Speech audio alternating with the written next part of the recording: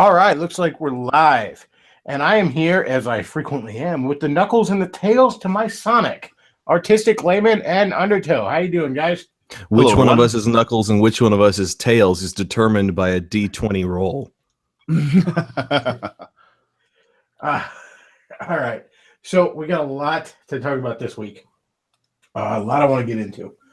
All right. So I want to talk about this week's episode of Arrow because holy shit, was that awful. That was just fucking awful. Awful. I want to talk about there's been plenty of ice raids this week. We've been hearing a lot about that. And that's really, really good. And let's see. A listener has asked me to do an intro to comics, which is a very broad topic.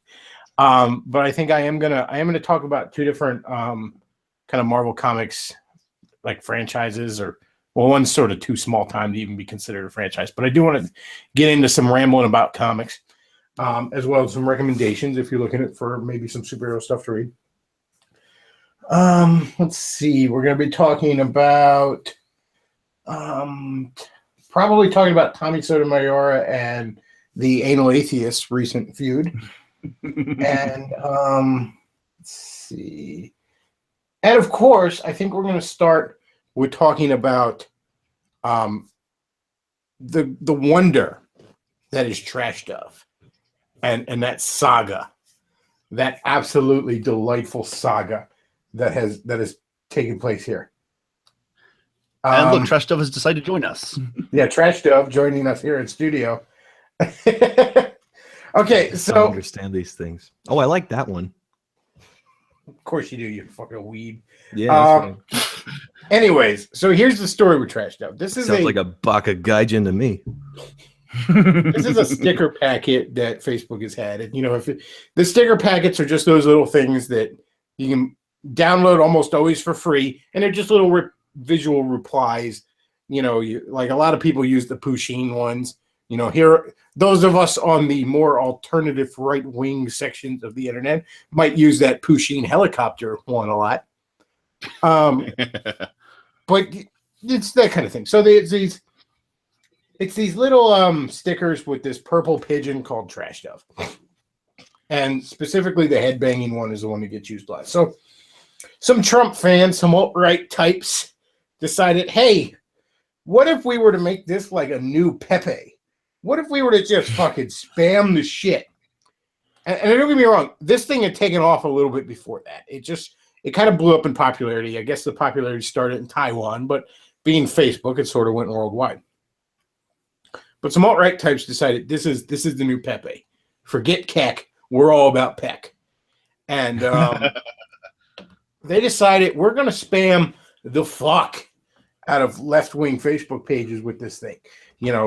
Fucking, Huffington Post puts up its latest article on white people are the devil or whatever. We're just going to just trash dove the fuck out of it, Sean King rambles on Facebook. We're going to trash dove the fuck out of it. Any of these people, right?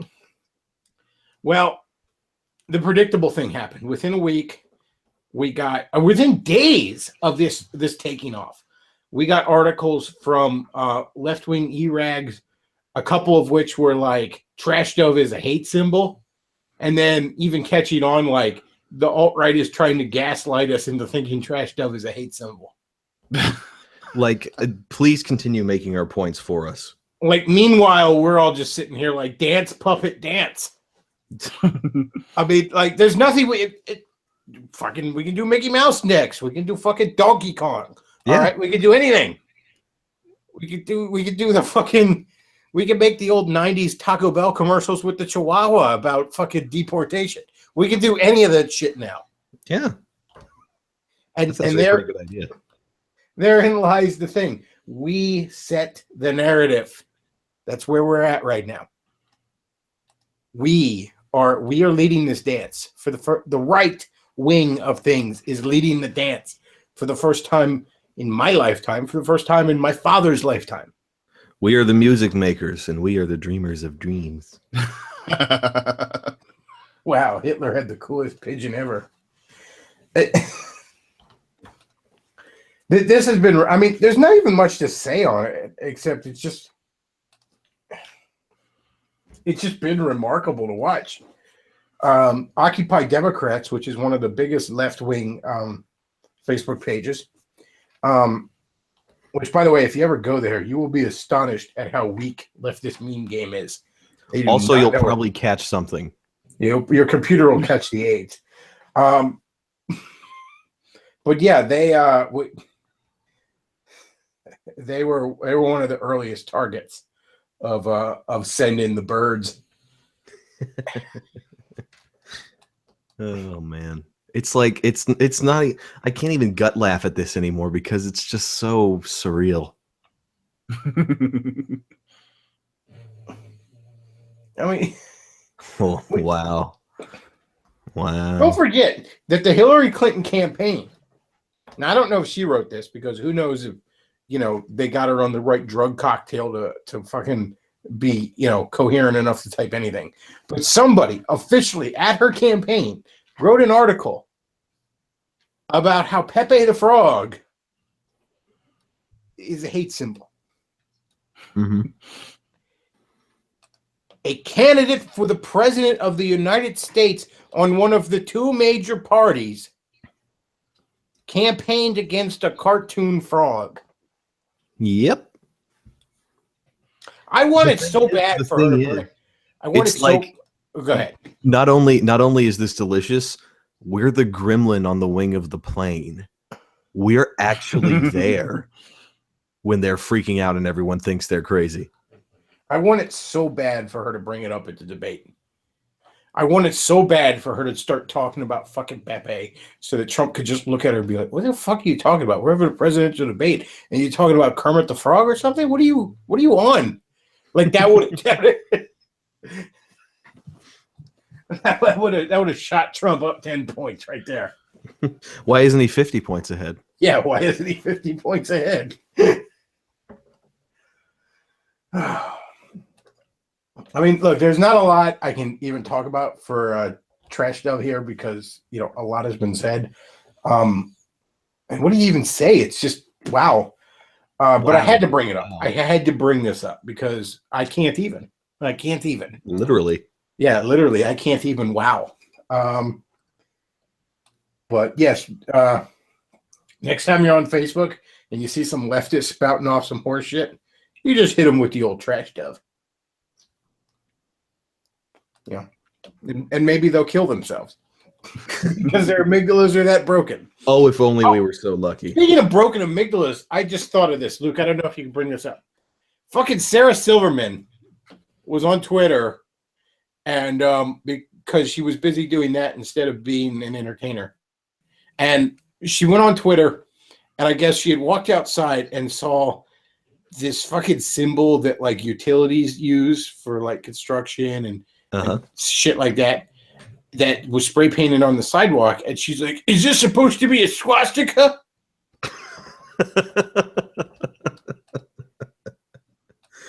There it is. Oh my God, really? Wow. I can't even, Sarah. Let me guess, she deleted this later, right? I don't know if she apologized later on. Well, she corrected herself later. Oh, speaking of deleting tweets, George Takei, good old Commander Sulu, he had a tweet out there where he did a little Twitter poll on who's more trustworthy, the media or Donald Trump. And of course, immediately all his fans, it was the media. Well, then slowly but surely it was creeping back up there to where Donald Trump was at 48% when George Takei finally deleted his poll. Lol. Okay, close enough. I win. Yeah, close enough. That's it. We're done here. Yeah. Ramsey Paul had the best response to this Sarah Silverman tweet. He took a picture of somebody spray painted an X somewhere, and he goes, "Oh my God, I'm so triggered. Is this a swastika?" What they needed to post was oh crud, what was I just had it in my head and it disappeared. Oh, can't believe this. I can't believe you've done this. Continue. All right. So this week, Wednesday night, 8 o'clock, I tuned into Arrow, as I frequently do at Wednesday night at 8 o'clock. And right away, I'm treated to tonight's episode of Arrow contains, I don't know, it may not be suitable for some viewers. Viewer discretion is advised. It's rated TV 14 or something. I'm like, oh shit. Shit might be getting real. Hell yeah. Might be in for a good one. Well, that only set me up even higher to be even more disappointed. The story starts out, Oliver Queen is mayor at this point, if you haven't kept up with the show. And the mayor's office is attacked by a gunman. And, it starts off, okay, all right, we got a crazy terrorist attacking the mayor's office, we're going to go put some arrows in this cocksucker. This is going to be a good show. All right. But then things start to seem off. Things start to seem off right away. For one thing, we keep fucking mentioning that he was using an AR-15 over and over and over again in a really wooden dialogue way. Okay. Well, the one character, Wild Dog is the name of his vigilante counterpart, but he's part of Team Arrow. And he, in his, civilian counterpart, is working for the deputy mayor, former Detective Lance. And bear in mind, Lance knows who Wild Dog is. He knows who Oliver Queen is. He knows the deal with all that. Well, when this gunman attacks, I think it was multiple gunmen. But anyway, he gets in. He pulls out his gun and he shoots one of them. He saves lives. And everyone starts ragging on him for having a gun in the mayor's office. What are you doing with that gun there? And he's like, saving lives. And the detective's like, weren't you dishonorably discharged from the military? You're not allowed to have a gun. I'm like, what? I'm like, wait a second. You know for a fact that he is a gun-toting vigilante. You know this for a fact. You're okay with that. And you're lecturing him about having a gun now because he was dishonorably what the? I'm like, what is going on in this episode? Well, this is the gun control episode. Now, I will give some credit to this. They kind of half-ass try to be fair. Two characters on a team are pro-gun.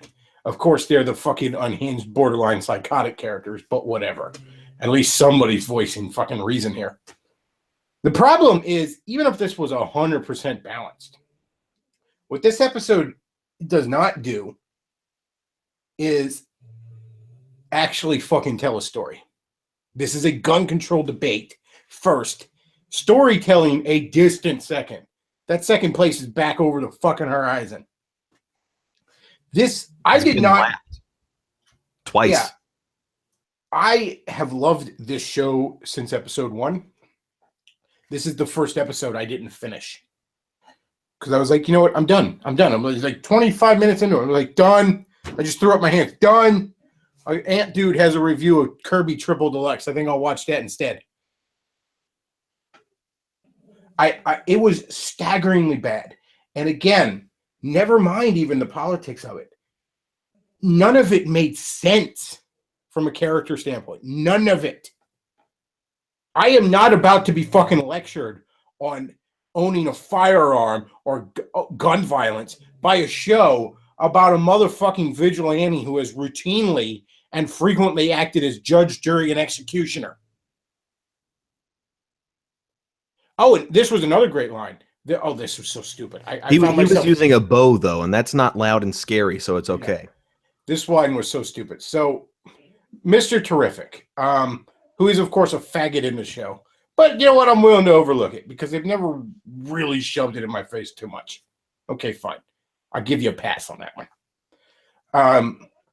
He starts in on, like, he's arguing with Wild Dog, and he says something like, well, as a black man, I am statistically, several times more likely to be a victim of gun violence. That's interesting, Mr. Terrific. You're a scientist, so here's some other fucking data for you. As a black man, you are statistically far more likely to goddamn commit gun violence. It's not like the guns are sentient beings that fucking hunt dindus, all right? There was an excellent video I once saw on Facebook where this guy, this really, really redneck guy, sort of did a home movie where like the gun was trying to break into his house like a horror movie. Says, "Oh my God, the gun's getting in the door!" And he did do hilarious pantomime and stuff. Then he's like wrestling with the gun on the floor. And then he just pauses and turns and rolls over and puts his hand on his chin and say, "Hey, stupid! Guns don't kill people. People kill people." It was beyond retarded, and especially for this part. Like, I mean, I could almost understand it from fucking Flash, all right? But Arrow is about a fucking vigilante who has murdered probably hundreds of people. All right, I think we're in a triple digits. But he's the hero. He's the hero, though, so it's okay. Everything about this. It was almost like the writer didn't like the idea of it and was trying to sabotage it because this was so fucking badly written. I had seen goddamn episodes of Captain Planet that had more subtlety than this. It was so fucking bad. I couldn't believe it. I was like, this is, wow. Wow, I can't even. This can't be happening. I'm in charge here. You feel in charge. I mean, this is me watching the Arrow Saturday night. Yeah. Fucking whoever wrote that episode, you have failed this fucking series. But no, I'm sitting here like, ooh, TV 14, viewer discretion advised. All right, maybe we're in for the top shelf good shit tonight. And then as I'm watching the show, I'm like, what? What? And then when it really dawned on me what was, I'm like, no, come on, don't do this. No, don't do this. Will you still scream and say it's Oliver Queen when you see the actor in real life? Maybe not anymore. I mean, I fucking love that show. And like, I know it's got its flaws, but I mean, for a network TV show, you're not going to get much better than that. And damn, that was rough. And the producer of this show was all like, well, when we stay silent, conservatives win on issues. They're the ones that benefit. I'm like, dude, such a fucking lie. I'm like, dude, look, you keep this up, and the only motherfuckers that are going to benefit are whatever the hell other shows happen to air at 8:00 Wednesday night, all right? Because never mind the politics of it. If that had been a fucking pro-gun episode, all right, about how fucking gun control is retarded, and it was written at that quality, I'd have turned it the fuck off. Because it was just fucking horrendously bad. All right, it was skirting the levels of the episode of Voyager where Tom went infinite speed and turned into a lizard. All right, it was skirting that level of bad writing. I don't get that reference.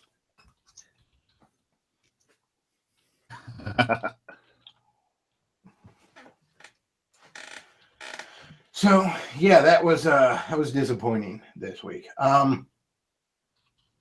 But while we're on the subject of superheroes, a viewer had messaged me on the Facebook page, the Bechtloff Facebook page, which, by the way, if you're on the Facebergs, feel free to like us on the old Facebergs. Hopefully we don't get zucked. But anyways, there's Tom and that's oh, good Lord. He went infinite speed. Oh, good Lord. That episode's so terrible. That episode went infinite. That episode reached warp. The crux of that episode was that if you reach warp 10, it would make you go infinite speed, which in itself is retarded and bad continuity because ships had gone faster than warp 10 before. Also, like warp 10, it's like, I can't remember how warp is structured. It's either like 10 times light speed or it's like light speed to the 10th power or something like that. But point is, it's a measurable fucking speed. It ain't infinite, all right? It's that episode reached warp factor derp. But anyways, moving on. Somebody messaged me and said he wanted me to do an intro to comics for people that hadn't read comics. Well, that's kind of too broad of a thing, so I can't really do that. but you know what? I can give you some like franchise stuff. You know what I mean? I could be like, here, if you're, because that's the thing. If somebody was like, what superhero comic should I read? I'm like, I don't fucking know. You know, it's about as broad a genre as you can get. You know, like I mean, I'd have to ask, like, well, I mean, I assume you've seen some movies. Which movies connect it with you? You know what I mean? So two things I want to talk about, and I just thought of what the other thing is now. But first, I want to talk about a little thing over at Marvel I think is really interesting, called Captain Universe. But first, we need to talk about parallel universes. Yes. Captain Universe is a very interesting concept over at Marvel, and I specify the term concept because it's not a character. The idea of Captain Universe is that this sentient but very mysterious force called the Unipower will come upon somebody in times of specific crisis, grant them the abilities of Captain Universe, and then leave them when the crisis is abating. This picture we're looking at right here is a time Daredevil had gotten Captain Universe powers, which I'll talk about shortly. But several superheroes had gotten it over the course of the years, in which case they basically have Captain Universe powers plus their own powers. Captain Universe powers are flight, near invulnerability, you know, energy projection, your sort of run-of-the-mill cosmic power checklist. You know what I'm saying? There's one Invisible Woman had gotten it. Superman, but with more lasers. Yes, Superman with more lasers. That's actually from a storyline where Spider-Man got it, which was a very interesting storyline. As he was getting the Captain Universe powers, it was right in the middle of a lab accident, because of course it was. And that caused him to not get the powers fully. Normally when the powers come upon you, you just know how to use them. You know, either the thing communicates with you directly or just subconsciously, you know, oh shit, I'm Captain Universe now. Here's all, you know, I know what to do. And he, of course, something went wrong because Peter Parker must suffer. Yeah. And so Peter Parker got access to the powers, but none of the knowledge. And just all of a sudden, for reasons he didn't understand, had all this insane power. And that went on for a while until finally he realized what he needed to do with them. And it moved on from him. There's been several alternate universe stories about what if the Captain Universe power decided to just stay with him. Like, this is a really good host kind of thing. In fact, during the Spider-Verse storyline, there was a universe that had a Spider-Man that had Captain Universe powers permanent. And they were sort of using it as a base to protect from the bad guys that were fighting all these alternate universe Spider-Man. Because if that Spider-Man left his universe, his Captain Universe powers would go away. They wouldn't follow him to parallel universes, which is kind of an interesting aspect of it. But anyways, see if you can bring up the one where X-23 had him, because I'm sure Undertow will get a kick of that. Ooh. These pictures we see here with Invisible Woman and Daredevil and then X-23 having him, that's actually from a storyline where the Unipower, it had actually been sort of broken by some cosmic entity, and it was inhabiting these different superheroes to try and basically mimic their powers to repair itself. But it's a really interesting concept. I always thought it would make a very interesting series, but for whatever reason, it just never got its own series. But I would really like to see more of it. The idea of it's very fascinating. And so, yeah, a lot of, you can easily look up, probably the trade isn't a lot, but there's like Spider-Man, The Cosmic Adventures is a decent trade. There's the Captain Universe one-shots there. I'm not familiar with what the trade would be called to that, but it was like Captain Universe X-23, Captain Universe Hulk, Captain Universe Daredevil, bunch of one-shots. The one-shots aren't expensive either. So yeah, check those out. There was I think it was like Marvel Spotlight or something like that back in the 80s. There was like a 3-issue Captain Universe series. In fact, if you go on Amazon and look up Captain Universe, there's a few trade paperbacks of various issues featuring this. And again, trade paperbacks on Amazon tend to be very dirt cheap. So it's an interesting read because it's a very interesting concept. The other thing I want to talk about, sort of intro to comics here, something that's definitely worth checking out if you're looking to get into some decent superhero comics is Thunderbolts. Now, there's a lot of different teams that have had the name Thunderbolts, and some good, some bad, but specifically I want to talk about the original Thunderbolts from 1997. The storyline here is the Fantastic Four and most of the Avengers are thought to be dead. They're gone. Now, in reality, they had gotten stuck in a pocket universe, and this was the Heroes Reborn stuff, and that was all terrible. But, you know, they were stuck in a pocket universe where they were written by Jim Lee and drawn by Rob Liefeld. So that's arguably a fate worse than death. But anyways, back in the Marvel Universe, that's bad news. You know, I mean, there's still heroes left. There's Spider-Man, there's Daredevil, there's the X-Men. But all the heroes left are either not very powerful or not very well trusted by the public, you know? So people are fucking scared. Well, bursting onto the scene is this team of very photogenic heroes led by the Captain America-like Citizen V. And they're all like, don't worry, we're here. We're gonna protect you, all this good stuff. Well, at the end of issue 1, we reveal that this team of heroes is actually a team of villains in disguise, pretending to be heroes. Citizen V is actually Baron Zemo, which is a longtime Captain America villain, a version of whom was in in Captain America 2 movie, but Baron Zemo in the comics is much, much different. He's actually, ties to Nazi. He's basically like the Red Skull. He's another kind of Red Skull type character. But these were all former villains who just got new looks, new MOs, as it were. And so this went on for about 12 issues worth, and they damn near take over the world successfully. Baron Zemo manages to get his hands on some mind control tech and has managed to mind control significant portions of the armies of the world and shit, using this big satellite like boost of it and all. Basically, some of the Thunderbolts betray them. Some of them in the course of this year actually develop a taste for being a hero. Hey, people fucking like me now. This is kind of freaking sweet. It's really well. The first 12 issues of Thunderbolts is some of the best superhero writing of the 90s. The early Thunderbolts appearances, the first time they appear is actually in the issue of Incredible Hulk, 449. And this is right before Thunderbolts #1. And we don't learn anything about them there. Just, they fight the Hulk and that's it. And there's an issue of a short-lived series called Spider-Man Team Up, in which the mind control device that becomes important is actually used.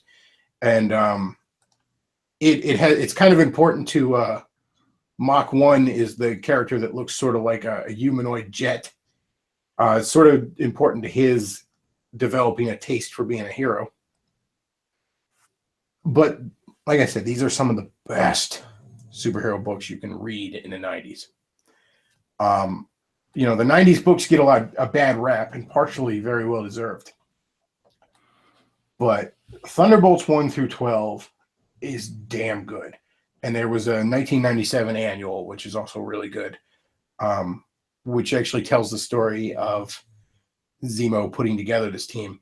There's actually, partway through it, a new hero named Jolt, who's just this like teenage girl with electric powers, basically asked to join the Thunderbolts in front of a bunch of like media folks to a point where there was like no good way to say no.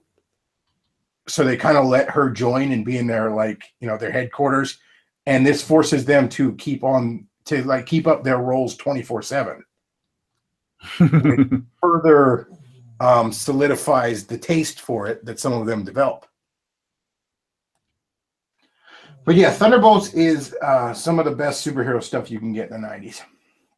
And speaking of superhero stuff in the 90s, the other thing that is worth checking out, if you enjoy the Avengers movies, check out Avengers Volume 3. Now, you'll find this in some trades, like I think a lot of them are called like Avengers Assemble.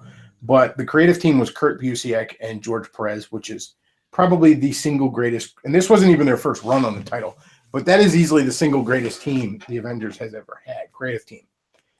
And we talked about this a little bit last week when I talked about Miss Marvel. Some of the stories I was referencing, like her getting court-martialed and all, is from this run. But just to give you a taste of how good this run is, Volume 3 starts off, these characters had returned from this pocket dimension, which was the Heroes Reborn storyline. You know, so they're reestablishing themselves after being thought dead by the general public. And the storyline starts off with, before the Avengers have even had a chance to like reassemble, to, you know, to reform as a team, every person in the Marvel Universe who was a former Avenger that was not dead gets attacked by some monsters. And this leads them into solving the crisis of the week kind of thing. And there's this one sequence of events when like every former Avenger has been called in, right? And this includes, nowadays it includes even more people, but this includes a shit ton of people at this point. There's like 40 motherfuckers here. And Spider-Man is actually one of them. He was a reserve member. He hadn't been a full-time member at this point, but he was a reserve member. And in the middle of the meeting, he just sort of gets up and he's like, hey, Cap, you know, it looks like you got enough guys here. And I got to tell you, like, I feel like I'm in like 5 places at once lately because he had 5 monthly books. And he goes, so I'm just gonna bail. All right, you guys got this? And he's like, yeah, don't worry about it. We got this. And some other character, I forget who was, after he left, was like, what a coward. And Sandman was actually a reserve Avenger at this point. The villain Sandman, because he was reformed at this point, which would later get undone because John Byrne is an asshole. But Sandman was like Peter or Spider-Man's buddy at this point, and was like trying to fight this nigga who's all like, Spider-Man's a coward. He's all like, you got something to say, bitch? So like Captain America has to break up a near fight in the middle of this meeting. Gentlemen, you can't fight here. This is the war room. But you know, it's really good. It's really good writing. The art is absolutely amazing. It is what made me an Avengers fan. So, let's say intro to comics. Somebody wants to get into comics. You like the Avengers movies? Check out the beginning of Volume 3. You'll find it in a lot of different trades, like Avengers Assemble. That's actually where Sandman became a reserve Avenger after he reformed. But yeah, good stuff. Another good place to start with Avengers, though not as good, but a good place to start, would be the new Avengers stuff back from 2004. This was, once again, the Avengers had broken up and was reforming, and this is when Spider-Man became a full-time member. This is when Wolverine ended up becoming a long-time Avenger, which I actually thought was a retarded idea at first, but I was shocked at how well Wolverine would work on a team. The beginning of New Avengers is really good stuff. I think the first trade paperback is called Breakout, because some secret, you know, there's a lot of conspiracy shit going on in the background. But in an attempt to try and distract the heroes, like this shadowy figure actually orders the supervillain Electro to attack a supervillain prison and just let everyone out. Like just break everyone out. So that was kind of some shit they were dealing with in New Avengers for a while. But really good stuff. The banter back and forth was really well done. It's quality stuff. I really enjoyed it. And it brought the Avengers back into the center of the Marvel Universe in a way that we hadn't seen in a very long time. And you got to give Bendis credit for that. So New Avengers is a pretty good place to start, too, if you're looking to get into Avengers stuff. The beginning of Volume 3 and the beginning of New Avengers here. Definitely good places to start. And again, if you go on Amazon, the trade paperbacks are probably dirt cheap. So two good, really, really good places to start if you're looking to get into comics. All right, let's see. All right, let's moving on. I want to talk about the genius of Black Science Man a little bit here, because he had a couple of tweets that I just have to share with you. I have to share the brilliance, the insight of this man. He's not just a scientific mind, but clearly really just grasps how the world around him works, just the nature of humanity. So Neil deGrasse Tyson tweeted at 6:15 p.m. on February 16th of 2017, almost all armed conflict in the history of the world came about because opposing sides believe different things to be true. Really makes you think. Really makes you think. And you know what else? Almost all water is fucking wet. So yeah, Neil deGrasse Tyson, this is something that has bugged me for a very long time. Neil deGrasse Tyson is what stupid people think of when they think of a smart person. That sums up my problem with him. He also had this brilliant tweet. This was on February 10th. Odd that our measures of animal intelligence are often tests for what we do best rather than tests for what they do best.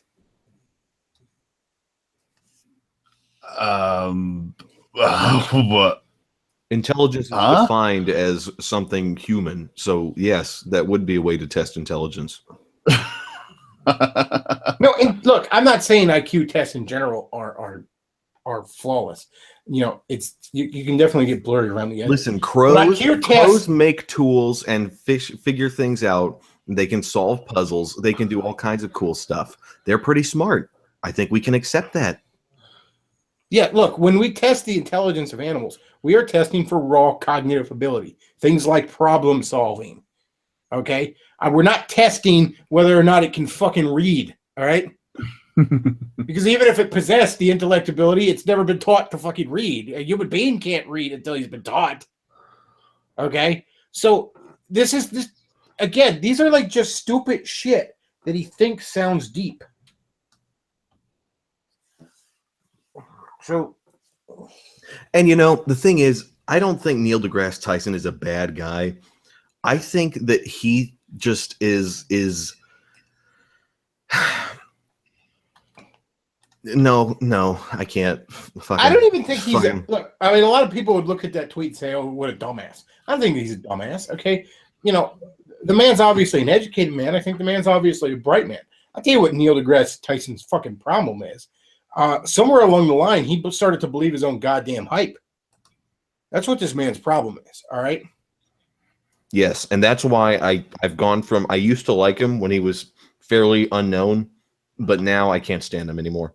And I know that sounds like such a contrarian hipster thing, but again, it's because he's doing it now. You know? Yes. Like, oh, say something profound about space or whatever. No. Well, it is. Well, he is the token black guy of the scientific community, and I guess he wants to actually be more than that.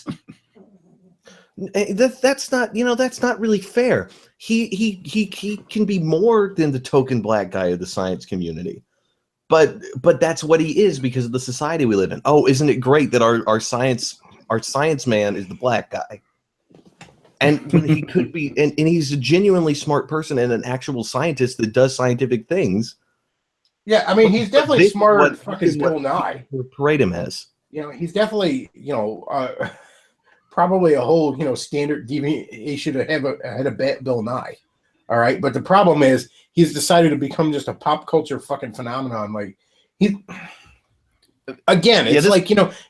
the kind of stuff that, like, somebody when they're fucking stoned comes up with. Like, dude.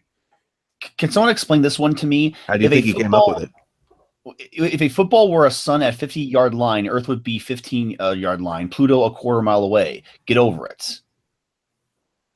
Is that Oh, a comment? that's a joke because he's one of the main guys that campaigned for removing Pluto from the list of main planets. Oh, right. Does anyone care? No, Nobody gives a fuck. no one's mad about it, but he likes to play it up as a joke. Because those stupid rednecks, they're all upset that Pluto's not a planet anymore. Oh yeah. Well, I like how Razorfist tore into his little comment about December 25th. The guy's up his own ass so bad. See, that's the thing. He just said, like, wars happen because people disagree. Well, wow, thanks. War. Yeah, and the cow goes. We didn't realize that. Now war's never going to happen again. We didn't realize that's what we were doing wrong here. Thank you for bringing about world peace. He imagines he said something This is what stupid people think is smart. He thinks he said something profound there. That's what's astonishing. No, you know what? I don't think he does. I think he's doing this just for the proles. I don't think that he thinks very highly of most people because he spent most of his life explaining things to people who are honestly not that bright. And so, yeah, this is the problem that a lot of smart people have is that, you're so used to explaining yourself like with the little words, because lowest common denominator, people don't pay attention and everything. And you just get like, it's not that he's up his own ass. That's not what makes me mad about these comments. What makes me mad about these comments is that he thinks we think this is profound. What makes me angrier is that for most people, he's correct. Here's a good one. Super Bowl Sunday is a bad day to be a chicken, but so is any a day. On average, Americans consume 1 million chickens per hour. Fascinating. That's a random statistic I didn't know about. Thank you.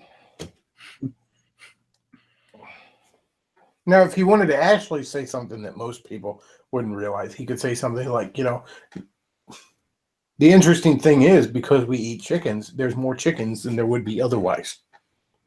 Because that's the interesting thing about our species. You see, if there's more chicken hawks, there's less chickens. But if there's more human beings, there's more chickens.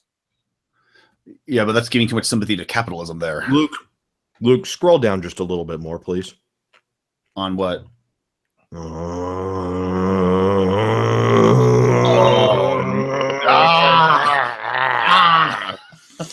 Oh, he had a tweet maybe even a couple years ago now where he said something like, basically he had to fill out his passport when he was traveling. It's like, it's weird that I got to fill out this paperwork to cross an arbitrary line to, visit members of my own species. I'm like, don't you live in a building with arbitrary walls? All right, Mr. Science Man, maybe you should know that one of the earliest developments of evolution was the cell wall.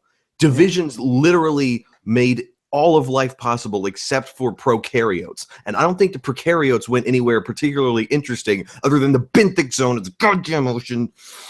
It's like, don't you live in a building that has artificial barriers that keep other members of your species out? We generally call those houses with doors and locks. Like black science. Some people don't think the universe be like it is, but it do.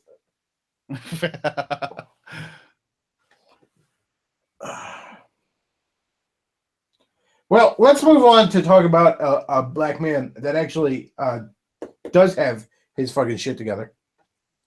And let's talk about Tommy Sotomayor a bit. Specifically, yes, I want to talk about, he had a fucking video ragging on the Amazing Atheist that is fucking great. I loved it. If you go on his, I don't even know what the fuck channel it is because the guy's got like 80 fucking channels. But you just Google like Tommy Sotomayor and the Anal Atheist. It's great. Basically, but you know what? I want to go on a tiny little bit of a rant here, and I'm going to counter signal. How about that? I'm going to counter signal a little bit because that's what people accuse us shit of being. Just looking at that video, just looking at the feud of Tommy Sotomayor versus TJ is a keen example of why I can just never totally get on board with the white nationalist crowd. All right. Because here's the thing. And don't even try and tell me this isn't true. If fucking TJ, if nothing else about him changed, except that he suddenly became a white nationalist, he was all about preserving the white race, but he was still a God-hating, obese, banana fucking degenerate who seduces mentally fucking retarded trannies into going along with his cannibal fantasies, and who openly fantasizes about, or I shouldn't say openly, but it's been leaked that he fantasizes about toddler butts. If nothing else about him changed except for his fucking, oh, we got to preserve the white race, but he was still a socialist. He was still a degenerate of the utmost degree. Would I be supposed to call him a brother? No, the exact opposite. That's why it's the white nationalists. So you would never call him a brother. Well, yeah, but I mean, therein lies that, look, race matters. It matters. I'm sorry to all you people that get too triggered when we talk about race. And I know a few of you, and you get all fucking, your panties all in a bunch about it. Race fucking matters. And there's real differences between the races. Real differences. And guess what? Some of them are fucking smarter than others. Sorry to tell you that. All right. I'm not nature. I didn't make the rules here. All right. There's a reason European civilizations created these impressive civilizations and Africa never did. I'm going to tell you there. All right. Don't be mad at me. I'm not God. I'm not Mother Nature. I didn't make the rules. All right. But race isn't the only thing that matters. And some of these white nationalist people, they get caught up in just fucking worshiping their race. I remember Davis Arini was having this back and forth with that guy Uncuck the Right, whatever he's called now on Twitter, and he seems like a good kid. And I do enjoy it a lot. I enjoyed a lot of his Disney parody videos. They were good shit. But just trying to convince this kid, this little fucking borderline fedora white nationalist kid, that maybe there are some moral imperatives greater than your fucking loyalty to your race. And Davis might as well have been talking to a wall there. And therein lies my real problem with people. And right here, I'm sorry, but any day of the week, I throw my lot in with Tommy Sotomayor well before I ever throw my lot in with fucking Banana Boy here. Because Amazing Atheist is absolutely vile in every fucking way. Okay? Oh, yes. Every fucking way. That is one of the most disgusting human beings. And I'm using the term. You know what? On the off chance you should hear this, TJ, I want you to know that there is actually one way you do challenge my faith. And that is you challenge the doctrine of my faith that all human beings have value. So I want you to know that you do actually cause me to wrestle with my faith a little bit there. So congrats.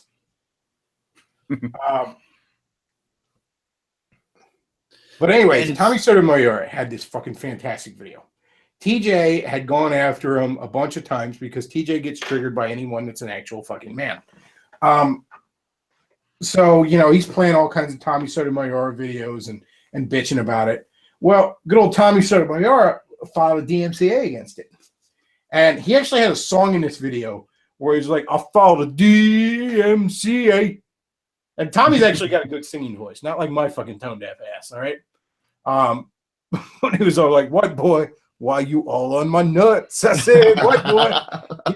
And out your butt. I said, it was fucking great. This video is so entertaining. Like, after you're done watching this stream, go check it out. But he was ragging on that guy so much.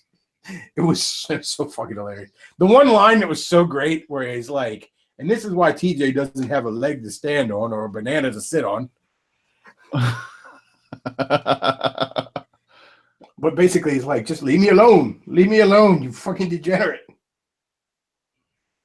But yeah, this was a great video, and I highly recommend anyone check it out because anybody that shits on TJ is all right in my book. Do you want to share the details of? You want to share the details of what the video was primarily about?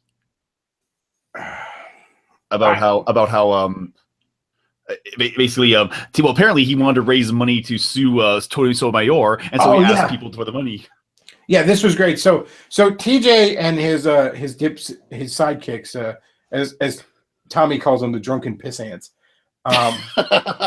they raised up a bunch of money to sue Tommy about these DMCA's, and their lawyer told him point blank that you don't have a leg to stand on or a banana to sit on. This is you're not going to win, and so they were going to give back all the money except for the $3,000 that they spent getting the lawyer fees because they're cheap fuckers like that. And apparently, fucking TJ gets $10,000 from Patreon a month, which is shocking. Well, the four of them together do. The four of them together. Okay. Okay. So the drunken piss ants get 10,000. Still, that's staggering. Tommy Sotomayor summed it up best where he said, that these are, how did he put it? Something like, they're unacceptable people who have, they've never been accepted in life, and that's why they're so pissy. No one's ever accepted them. These fuckers got bullied relentlessly, and they fucking deserved it. I mean, look, we all had to deal with some bullying. We're all a bunch of nerds here, okay? But if ever any motherfuckers had it coming, fucking somebody like Tommy had it coming. Because he was probably, sneaking into the girls' room and jacking off on their panties. Somebody like Tommy? Or not, I'm sorry, TJ. Yeah. Not Tommy. Sorry. I misspoke. Somebody like TJ, I meant. Had it coming. But Tommy said something where he was like, they've gathered an audience of unacceptables. And I mean, that's what it is. You ever go in the comment section of their videos? It's fucking worse than their actual videos. I mean, TJ is someone so vile, the Channel Awesome crowd didn't want to be around him. All right. He's in that category with Spoonie of not even for political reasons, just banished for being too fucking obnoxious. To be around the Channel Awesome people. I don't know. When Lynn Cara thinks you lack social grace.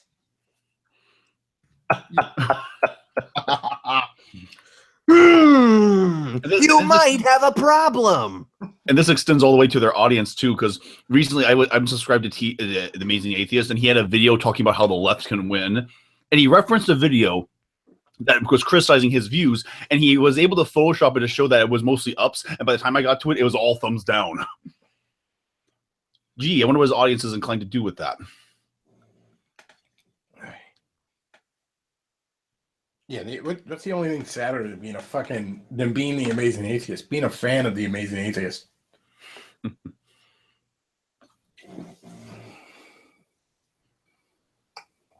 mean,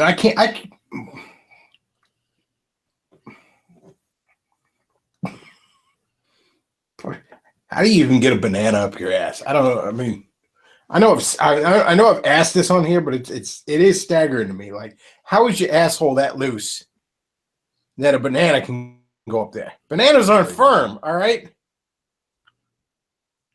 I mean, it wasn't even a green banana.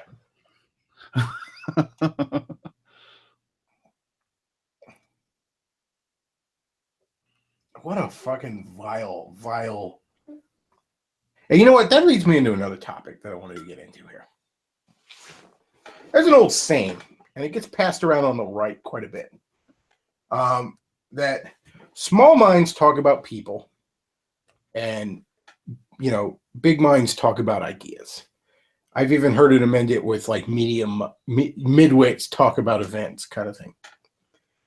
And that's one of those things that, well, it sounds smarter than it is, much like most of what Neil deGrasse Tyson says. It sounds interesting until you think about it for a second. Because here's the thing. When I am talking about atheists and what fucking worthless goddamn things they are, probably going to be talking about TJ. When I'm talking about, oh hell, take your pick. When I talk about DSP a lot here lately, it's because it's more than just the fact that it's funny, because it is. But DSP almost represents a lot of the problems in sort of gaming subculture. When I talk about Movie Bob, it's because holy shit, does that not epitomize the Secret King gamma male liberal? There's a reason to talk about people. You know, going back to a couple years ago when Davis and Jordan had their very, very ill-fated documentary, they called it the Sarkeesian effect. Why call it that? It wasn't primarily about her. It was about the phenomenon around her. It was about what she represented. Yeah, what she represented. And the less said about that fucking debacle, the better. But yeah, you know, this sort of American nationalism that is on the rise right now. This is for ages, for generations, going to be considered the Trump doctrine, Trumpism, you know. But Trump didn't come up with this shit. He basically spent the past 15 years listening to Alex Jones and Michael Savage and split the difference between the two. You know, this isn't new to him, as it were, but he's become the figurehead of it. Mm-hmm. People need symbols. People need archetypes. And sometimes people just fall perfectly into those archetypes, into those stereotypes, as it were.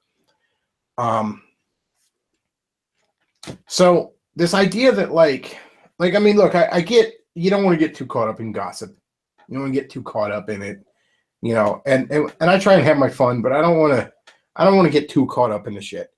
But I'm never going to stop talking about Movie Bob until Movie Bob stops being such a perfect example of shit I'm talking about. The same goes for DSP. Same goes for the anal atheist. You know, it's not just that I'm picking on them for the sake of picking on them, because most of them are, you know, popularity wise, they're all, you know, way bigger than me. None of them fucking noticed me. You know, I'm not on their fucking level. But they're just perfect fucking examples. One of the innate natural ways that human beings sort of think about the world is in archetypes. Speaking of archetypes, here's some archetypes on the screen right now. We have, you know, the thief with the heart of gold, Han Solo. We have the naive farm boy who becomes a jaded but wise adventurer. You know, the evil whatever. The reason the monomyth that Star Wars was based on keeps getting retold is because it is a microcosm of the way we think about past events in our own lives. You are always the hero of your story in whatever recounting of something you're telling. And this is something that Carl Jung talked about a lot, and Jungian psychology is named after him. And it does not get as much attention as I think it should, because it's very, very useful for communication skills. Because we, as a species, we tell stories because we like to communicate. And stories are not just a bunch of words together. They are the communication of ideas, themes, and concepts, and that sort of stuff. Yeah, that's why, you know, coming back to superhero stories, that's why, you know, that's why characters like Superman or Batman have endured for over 7 decades now. You know, they represent certain things, and that's why they're going to endure for several years moving on. You know, people need those sort of symbols. They gravitate towards them. And when certain people, for whatever reason, certain real life people fall so perfectly into molds like that, well, you're going to fucking talk about them a lot. You know, Movie Bob is interesting, not for purposeful reasons on his part, but he is very, very interesting. I really wish he would catch Vox Day's attention, because he is the epitome of the secret king that Vox Day always talks about in regards to gamma males. Similarly, DSP is the epitome of, you know, the gamer who's basically an overgrown 12-year-old. And stereotypes like that, you know, sometimes they're unfair and all, but they don't come out of nowhere. If not a majority of people are like that, at least the loudest group of them are, and that's usually where the stereotype comes from.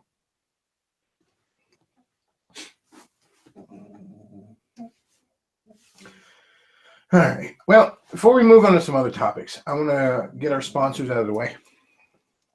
And feel free to message me on the Skypes if you'd like to call in. And I haven't taken a look yet, but it looks like a couple people messaged me. But yeah, message me on the Skypes, and I will take callers tonight. So, and I'll go ahead and get you guys situated into an order after I go ahead to our sponsors. And our sponsors this week are, you know, the fine organization known as Asshole Consulting, led by the son of the preacher man and the only guy who could ever reach you, Aaron Clary.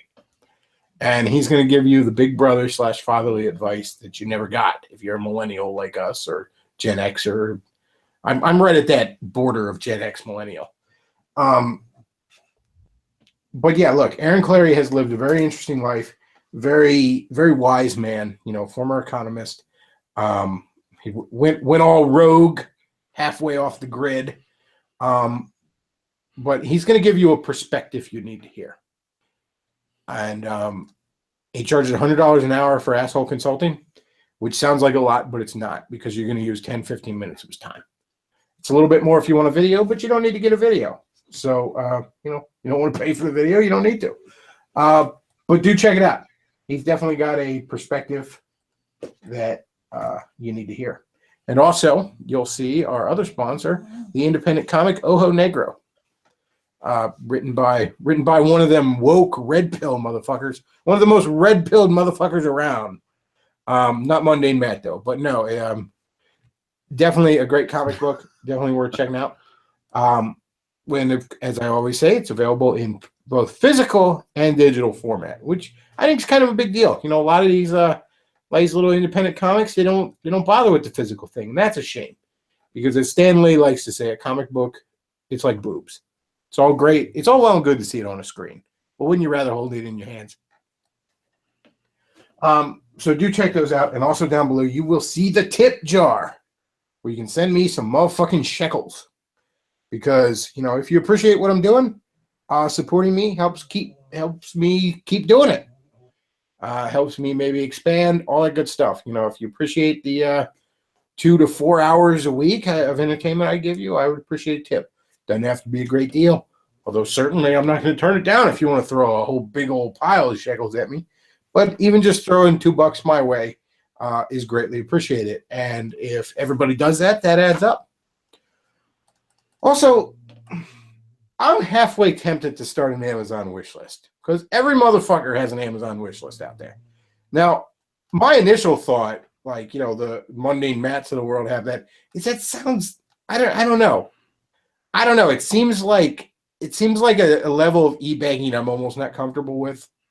But here's the thing: an Amazon wish list, you can get around the tax man pretty good with that, and that's pretty damn nice. I respect the hell out of sticking it to the tax man.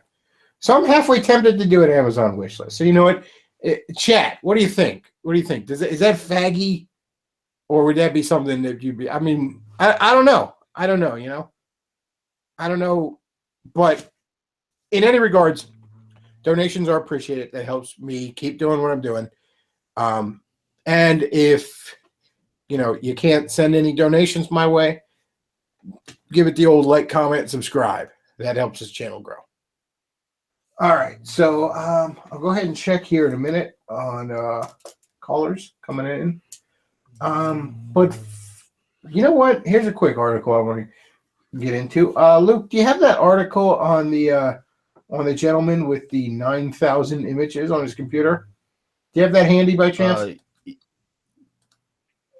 There he is. There he is. This guy. This oh boy, guy. This is new to me. I can't wait to see what this is. This guy. Let me see if I can bring up the article. Or Luke, do you have the article? Could you throw it in the chat? Oh yeah, I got it. Okay, throw the article in the go. chat real quick because I want to read from it because I don't want Undertow. Undertow, don't even look in the chat. Okay. There's. I never do. Oh, classy. Okay, so let's read this article. It's on thedailymail.com. Pervert 33 admits possessing huge haul of extreme child and animal porn. Police officers describe it as the worst he's ever seen. David Carey had 9,000. It's over 9,000, folks. Vile images stored on his computer equipment. Carey pled guilty to 3 offenses in Newcastle Crown Court. Let's see. I mean, looking like that, you think he's getting any action? And he just let it get to him worse and worse and worse until it was all he wanted, and then didn't get him to anything but normal, and then, well, hey, this is a little more interesting, and so on and so on and so on. Carey, who lives with his elderly mom, of course he does, admitted 13 offenses covering the period between 2012 and 2016.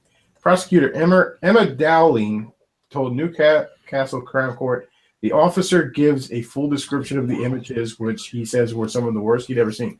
Judge Stephen Barr had it. They are described as extremely offensive. The worst I've ever seen. This doesn't even get me hard.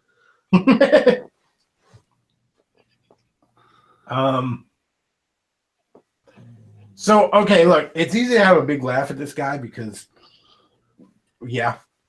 For those of you who are just listening, this gentleman is, well, this is basically Movie Bob's Ghost of Christmas Future right here. Right? Take a shot. Like, yeah, he's walking around with sweatpants and his hand in his pants, and he is basically as fat as you can be and still be walking. Like this Dr. Robotnik looking I've seen fatter over here. I saw fatter today, actually. And I knew him. God. And with that backpack, he looks like a giant child. Well, that's what he is. No, really, that's childlike mentality. Okay, so here's the thing. Here's why I wanted to bring this up. And I was actually on a stream with Pastor Tom earlier this week, and I talked about this. Okay, it's easy to look at this and point and laugh or feel disgusted, and as well you should. But here's what I want us all to keep in mind. Most of you listening, you grew up in the same day and age I did, and I know I'm certainly not as pure as a driven snow, all right? So understand this, I'm a recovering degenerate, as it were. And I, in more than a few ways, feel the temptation to open the Hellraiser box. So here's what you all need to do when you look at this guy. You need to realize that the seeds of what turns a human being into that in some way are in you. Yep. And this is why Christianity is the true religion. Okay. I'm gonna get on up on the pulpit here, all right? Because it's the only thing that addresses this.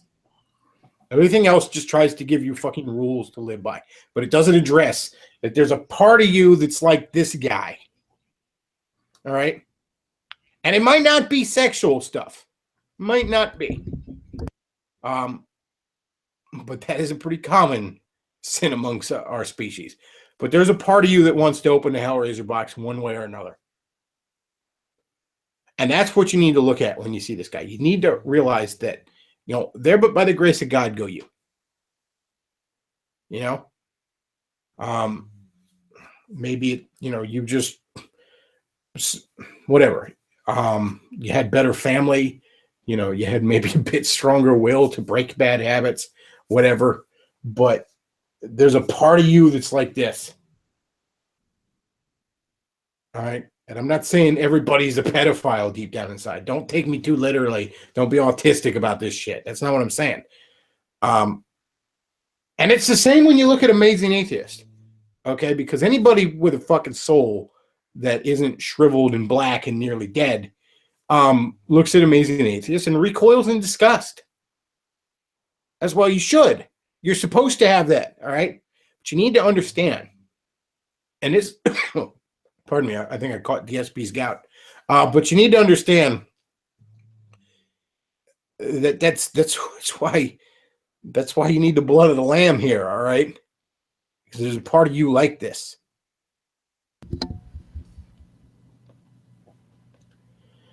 All right. Let's see. Okay, so I'm going to take some callers. But there's a couple of topics I real quick want to bang out because we're not going to be talking about them for a lot. Oh, I didn't mention the ice raids, did I? Not yet. Not a whole lot to did talk not. about there, but apparently there's some stuff rumbling, and actually I did want to talk about some deep state shit too. But there's some, so actually I guess we have a couple more topics. It's going to be a little bit longer until we get to callers than I thought. Okay, so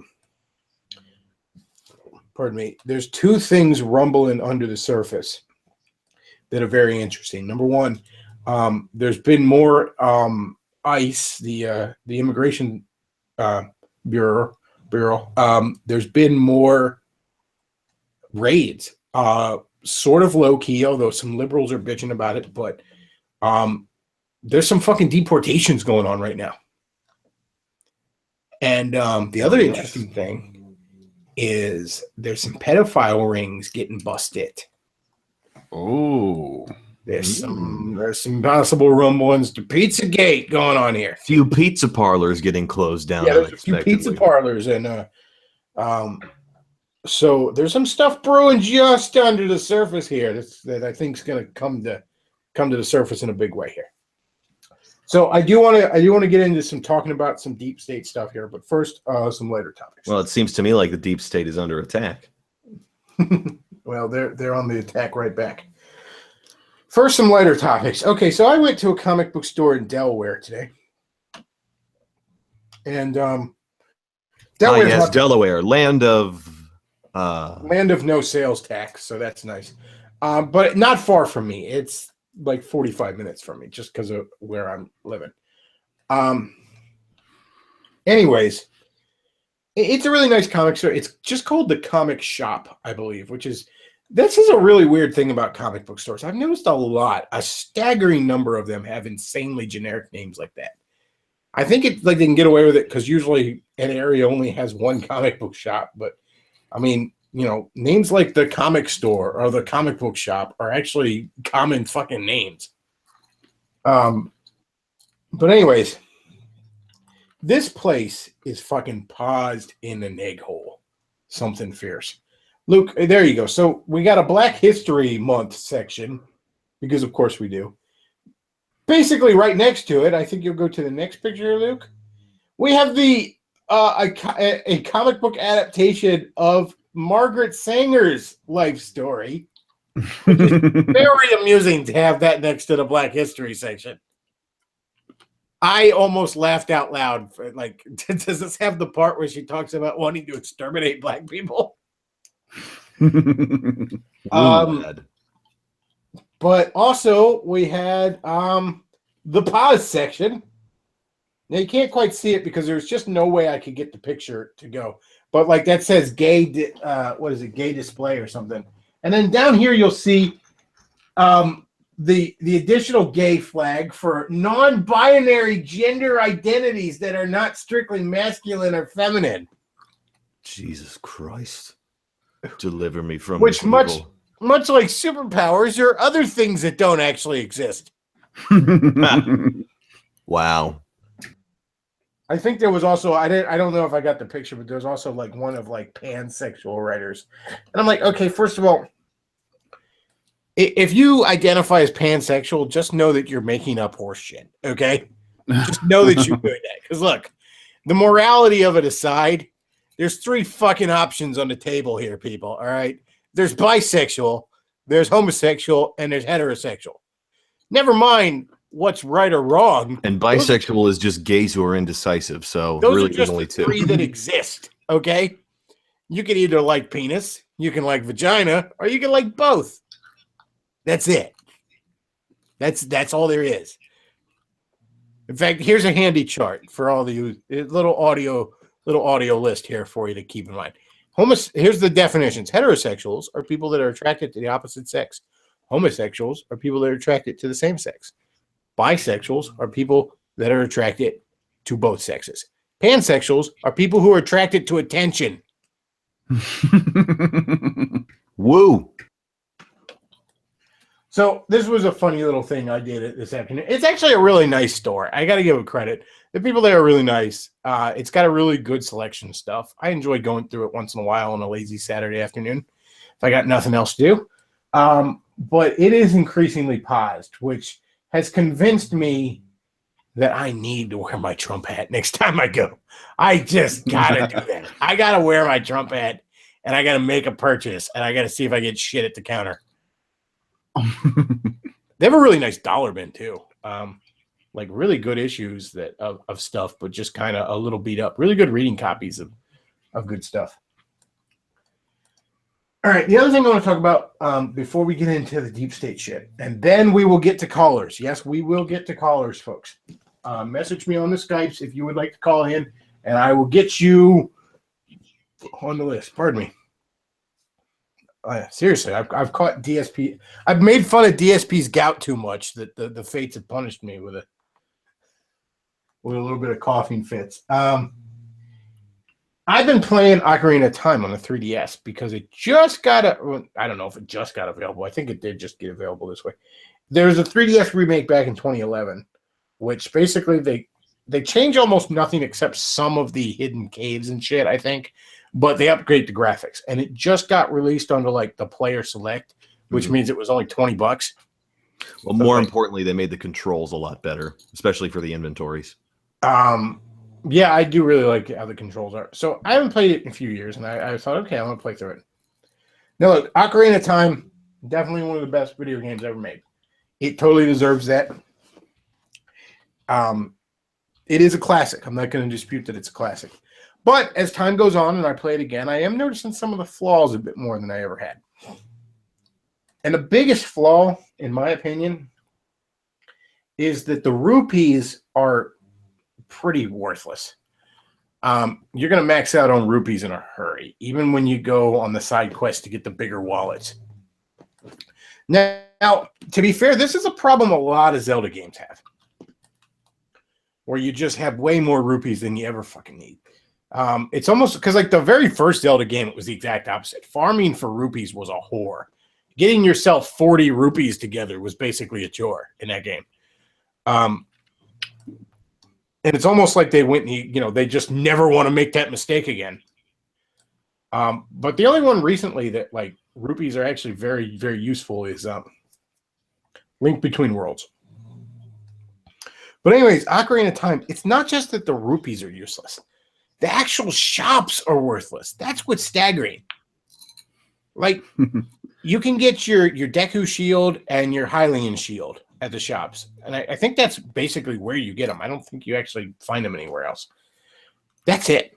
That's the only things you've... Like, okay, you can buy the bomb chews, which are the little, like, remote control, like, bombs. They're not even that useful, but you can buy them before you would get them naturally, which is kind of cool. But other than that, I mean, like, you go into a shop, like the only thing I found here, because I'm still at little kids mode because I just recently got it, and I haven't beaten the last little kid dungeon, the Jabba, like in the big fish belly. King Jabba Jabba's belly. I'm right up towards the end, but then like I fought the boss one time and because I forgot how to handle it. I didn't have enough fucking health. I got killed. But then I was like, fuck it. I got the boomerang. I'm going to go get all the hidden shit that I can get with the boomerang. And I just haven't gone back yet. But anyways, what I was struck with was like, there's one thing I know of I can buy before I would be able to get it. And that's the blue fire, which actually freezes things. That's like a mini dungeon when you're an adult. You can get that. And I mean, you can't even get it you can't even get bottles is the one thing you need in this game. And those are hard as hell to come by. So you can get blue fire in a bottle, which it doesn't open up anything new. You can't even use it against enemies to freeze it. It's basically worthless, and it's 300 rupees. That's the other staggering thing in these shops.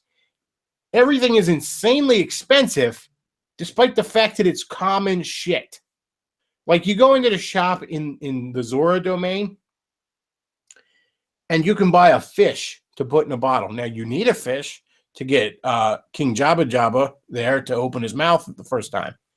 But here's the problem. You can go outside of that shop, and right next to that shop is shallow water where you can grab a fish. So they want to charge you, I can't remember off the top of my head, it's like 100 fucking rupees for something you can go outside and get. Yeah. Every shop is hella worthless. And it's almost staggering. Like you get all these rupees and there's just nothing to fucking get with it. The only shop that's not worth it, the mask shop is an interesting little side quest. But like it's funny, like I just gave the skull mask to the skull kid in the woods. And like the next mask you get is the bunny ears, which you gotta wait till I think you gotta wait till after the Jabba belly. I think you have to be an adult to find the runner to give the bunny ears to. But anyways, like I come back and the kid gave me 10 rupees for the mask, and it's like, well, the mask costs 20, so we take 10 rupees out of your pocket. And I'm just thinking, like, who the fuck cares? Like, if I could, like, nobody cares. All right. It's like, what if I didn't have any rupees? What would he say? Like, I can't take the mask back? Okay, let me go outside and cut 2 blades of grass. Yeah. I'll be right back. So yeah, I mean, it's a great game, and I'm not shitting on it by any stretch, but there's definitely flaws, and as time goes by, I see the flaws because it's like, you know, I like doing the little gold skull like side quest where you release the curse from the family. I like doing that, you know. I like finding them. I like looking for them and shit like that. But it's like, here's a bigger wallet. Okay, that's nice. I'll have this bigger wallet maxed out in 10 fucking minutes.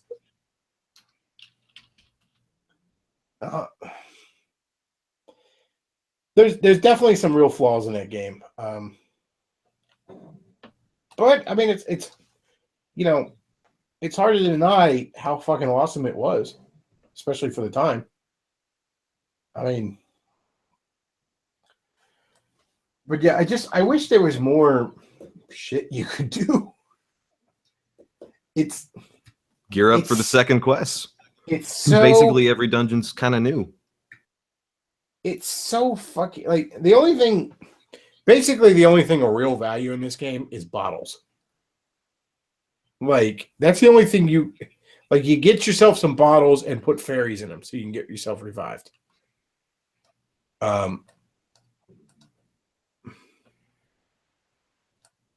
That's it, you know.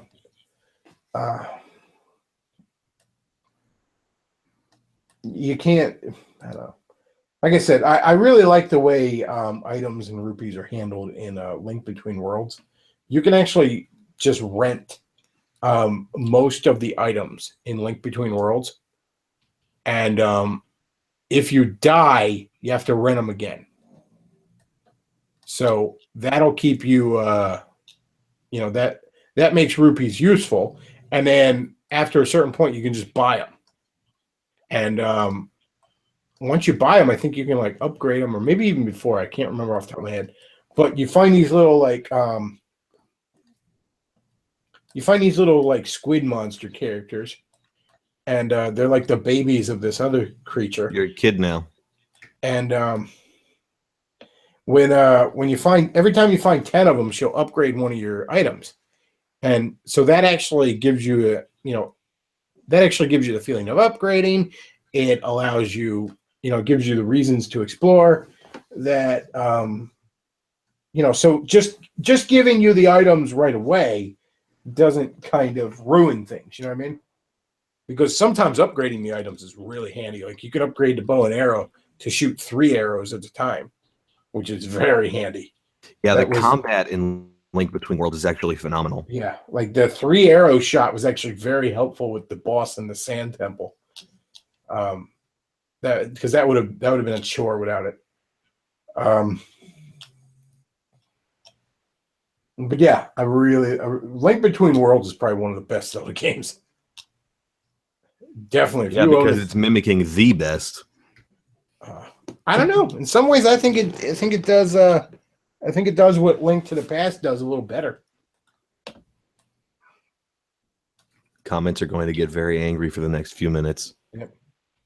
Now, in all fairness, I've recently played through Link Between Worlds, so you know the one that's fresher in your mind is, you know, if you really enjoyed it, it's the best thing ever. You know what I mean? So you know, ask me in a couple years, you know, as the dust settles, which one I like better. But right now, if it was like, which one would you rather go play again? Probably Link Between Worlds.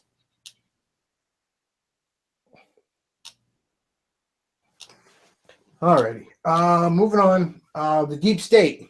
Let's talk about the deep state. Mr. Matoker had a really good video on this too.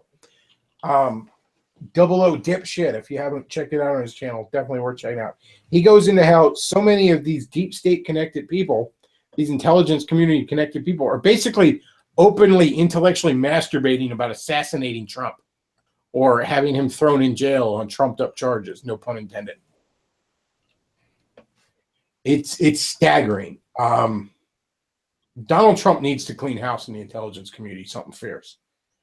You know, maybe gather up every goddamn patriotic Navy SEAL and Army Ranger you can find and just have them, you know, send them to Langley and say no survivors. I mean, we're damn near at that point. You got guys like Bill Kristol just openly fucking fantasizing. Like, yeah, now we go to war.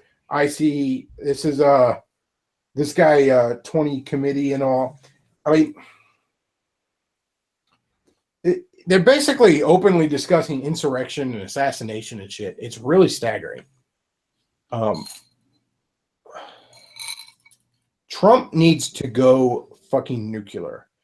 And I think he realizes this. He needs to have Sessions needs to be making some massive arrests. Nuclear. And I think maybe we're seeing the beginning. I mentioned earlier the rumblings of some pedo rings getting shut down. He might be getting ready to tighten the noose around these fuckers' necks. And it needs to happen. You know, you got Bill Kristol out there. Oh, this was a great tweet. This guy's like, what happens when Trumpers realize deep state is heavily comprised of the U.S. military? You know, the sainted wearers of the uniform. Here's the thing, cocksucker. I'm not a neocon, okay? So I don't automatically bow down at somebody just because they were in the fucking military. I respect military service, certainly. But for instance, I think John McCain should be drawn and quartered. So I don't automatically make you a fucking saint just because you were in the goddamn military. All right? I don't even suck Chris Kyle's dead dick. All right? As far as I'm concerned, he was a bullshitter. All right?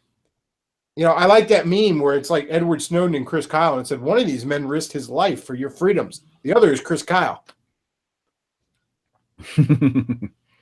I'm not on this fucking tweet right here. This cocksucker Bill Kristol. You talk about a guy, his whole fucking bloodline needs to be drawn and quartered. But yeah, look, Trumpers understand about the military-industrial complex. Okay, I've had people, you know, in the military, like sergeants and shit, who have told me, like, you know, the higher levels in the military are fucking contemptible. You need an exact quote I once heard from a sergeant in the Army was, you need a doctorate in bullshit to get your first star. Star referring to general rank. And here's Bill Kristol. Obviously strongly prefer normal democratic and constitutional politics. No, you don't. But if it comes to it, prefer the deep state to the Trump state.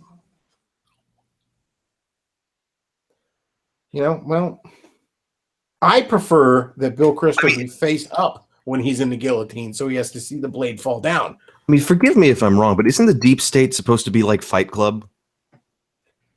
That's the other interesting thing here. What is this? What is this all of a sudden? That's the other interesting thing. Do you remember Like, just a couple years are you ago? just like, are they just coming out and confirming that we were right all along now, Yes, or what? that's the thing. Remember a couple years ago when you were a crazy conspiracy theorist for even arguing that such a thing existed? I mean, what is Alex Jones wrong about? That's the question. I mean, he has to have got something wrong, right? It's like, honestly, it can't be as bad as Alex Jones says, and they're all satanic pedophiles.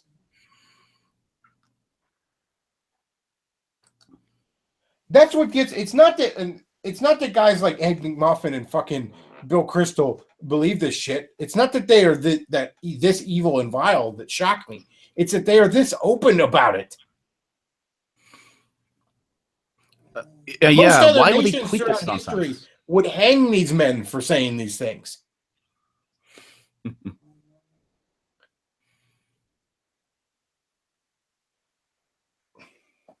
Look, that's the other thing. These fuckers are out here wanting to start a civil war that they have no hope of winning.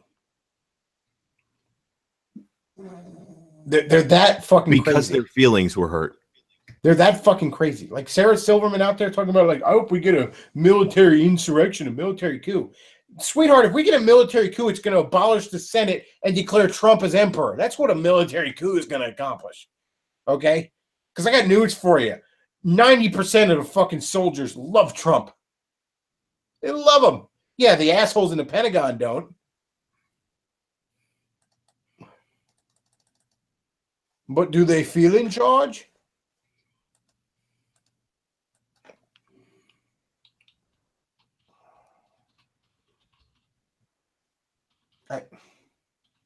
I feel like I should be talking more about this topic, but I just, what do you even say? This What, is like what so do you stagnant. say?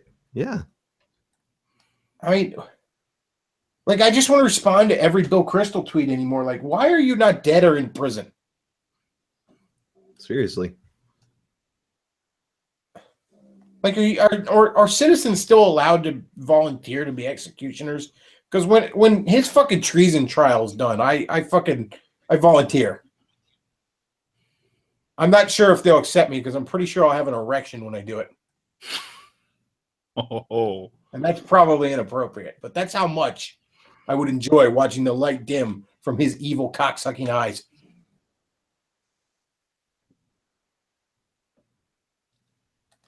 Like, no, Chris, you're not allowed to talk when you're actually. Oh, I just wanted to whisper in his ears. When you get to hell, you tell him Bechtloff sent you.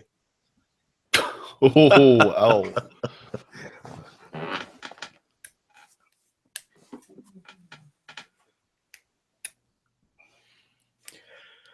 Alrighty, let's move on to callers, shall we? Let me take a look. Okay.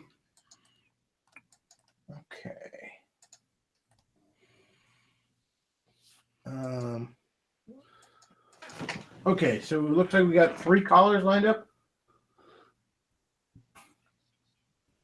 Okay. I've been messaging some people. Boom. All right.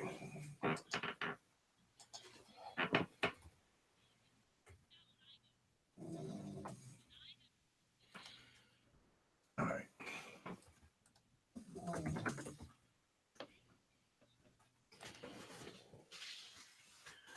Okay. All right. So we got another caller popping in here. Bunch of dead air while I wait. Dead air. Enjoy the silence. Enjoy. Yeah. Words are very unnecessary. They can only do harm. Let's see. All I ever wanted, all I ever needed, is here in my arms.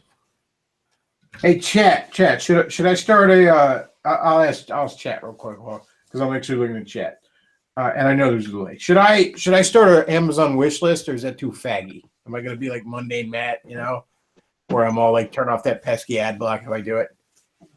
Will Hello? I catch the gaze if I do this? Yeah. Yes. Hello. Welcome. Will I catch the skill Welcome, if I do it? mysterious car man.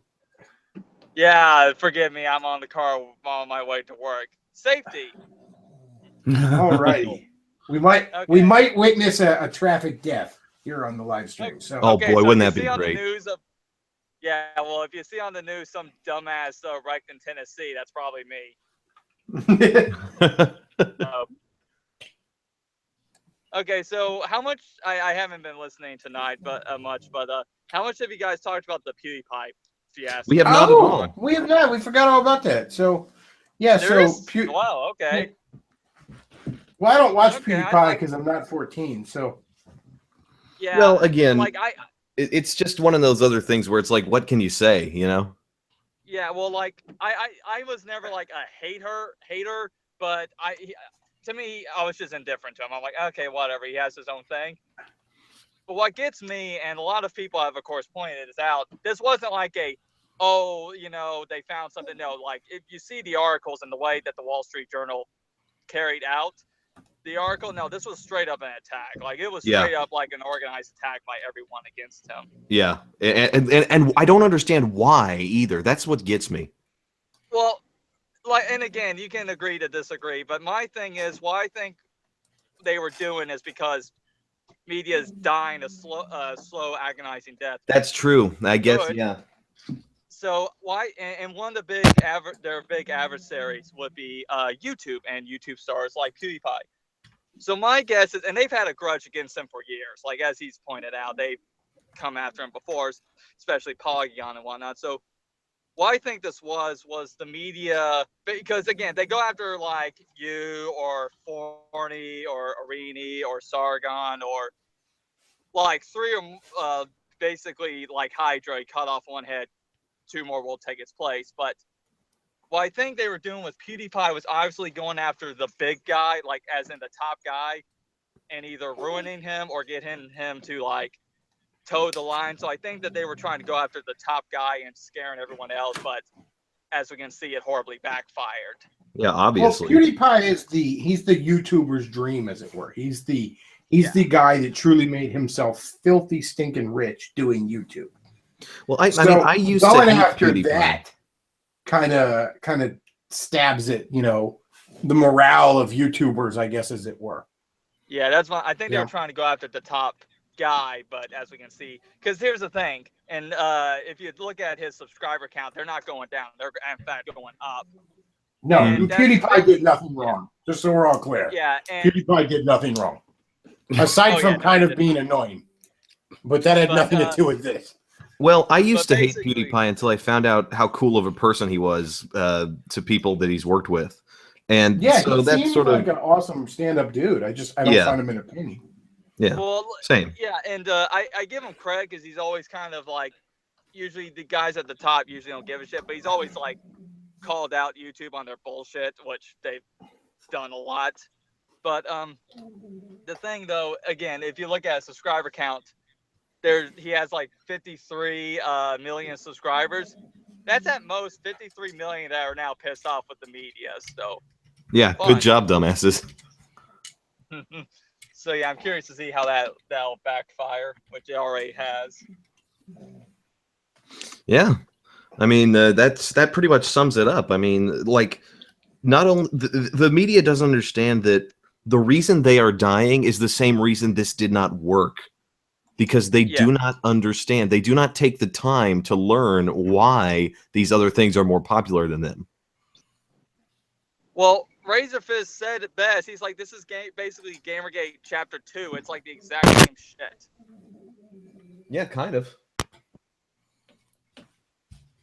And again, like I said, the fact that they were coming out with all these articles in that span of time, it's like, yeah, no, this was definitely coordinated. Yeah, it was this planned. wasn't an accident.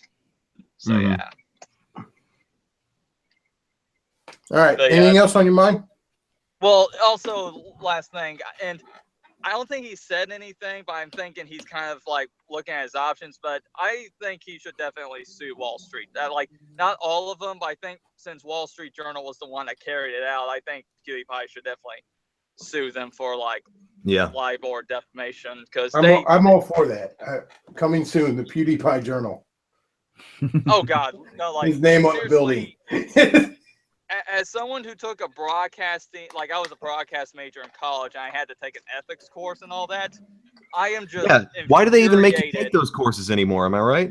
Yeah, no, like seriously, why would I have to take them when they would throw out the entire fucking book? Yeah. So yeah, like basically, yeah. So usually I'm all for protecting the press and like against stupid lawsuits, but they have gone so far off. Well, this isn't a stupid The lawsuit. range. This is a very smart Yeah. lawsuit. like at this point, I'm like, yeah, sue him. Like keep suing because the Hogan Gawker case Yep. succeeded. The fraternity Rolling Stone case actually succeeded. And I'm not sure where Forney is on his Daily Beast thing, but I actually hope he successfully goes after them. And like, I hope they just keep on getting sued again and again and again until they get the message of, hey, maybe we shouldn't just pointlessly attack people. Because and also Trump going. I hope Trump goes after BuzzFeed because that would be delightful. Oh, dude. But like again, did you hear Trump? He called on a CNN reporter. And he's like, you call an organization fake news. And he goes, no. I've upgraded you from fake news to very fake news. yeah. And why the hell did I? It's like I had to take an ethics course. Why the hell did I have to take that? Basically, all you have to learn is just be a lying cocksucker, and there you go. You're on CNN. Yeah. The Cox News Network. Well, cocksucker, is that one word or two words? Because I call them a cocksuckers news network. The Communist News Network. All right. Anything else on your mind? I got some other callers I got to get in. Yeah, I'm good. Thanks for the time, man. I'm at No work, problem. so Thanks for calling in. Yay. Thanks for listening. Yeah, thanks for calling. Drive safe. Okay. So an update Well, on I'm already at work, so I'm good. an update on my wish list question here. A little bit from the chat here. Leader Revolution says, "Go for it, bro." All caps, so you know he's serious. It's cruise control for awesome. Christian says, only if it's stuff for the channel. I guess like new equipment and all. And if I did do a wish list, that would definitely be on there. One person says, it's pretty faggy. Another person says, only if you show tits. I don't really have the kind of tits anybody wants to see. It'll be a bit faggy. So we've gone from pretty faggy to a bit faggy. All right. Well, that's the step up. Very gay. You're not a cam girl. All right. So it seems like most people are in the it's faggy camp. So I don't know if I could. I feel weird. I feel weird about it, to be honest. That's why I haven't done it. It's like, because I actually looked on Amazon and I have a wish list set up. And the reason I have a wish list set up is years ago, like 2012, right? My one buddy and I, a couple of friends and I, we decided the way we were going to handle Christmas is we were all going to make Amazon wish lists and just put stuff on it, and somebody would get something from your wish list. You know what I mean? Uh-huh. That way it's something you definitely want, but it's still a surprise because, you had this list of a bunch of potential things on it. You know what I mean? Yeah, that's okay. Good. So I actually saw I had a wish list set up already, and I thought, should I just add more shit and just throw this on the channel? But then I'm like, nah, because then I feel like a shithead. Like I feel like I'm fucking mundane Matt, like turn off that pesky ad block. Yeah. Here's my Amazon wish list. And don't get me wrong though, when I made fun of that, and I think it was you that brought up they do that to avoid taxes. I'm like, yeah, well, that's fucking brilliant. I kind of respect that more now. Yeah. So that's the only reason I'm even considering it. Like, man, I could really kind of stick it to the tax man there. That'd be great. Because it's gifts.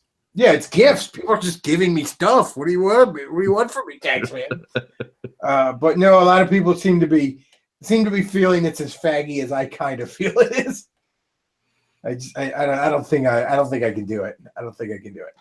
All right, so we're moving on to the next caller here. Let's see. Let me go ahead and send them the invite. Make sure I got the invite here. Dead air. Nothing but dead air. Bechtloff, I found your metaphor for comic books. Wait, what? Ooh, there we go. Yeah, buddy. Lewd.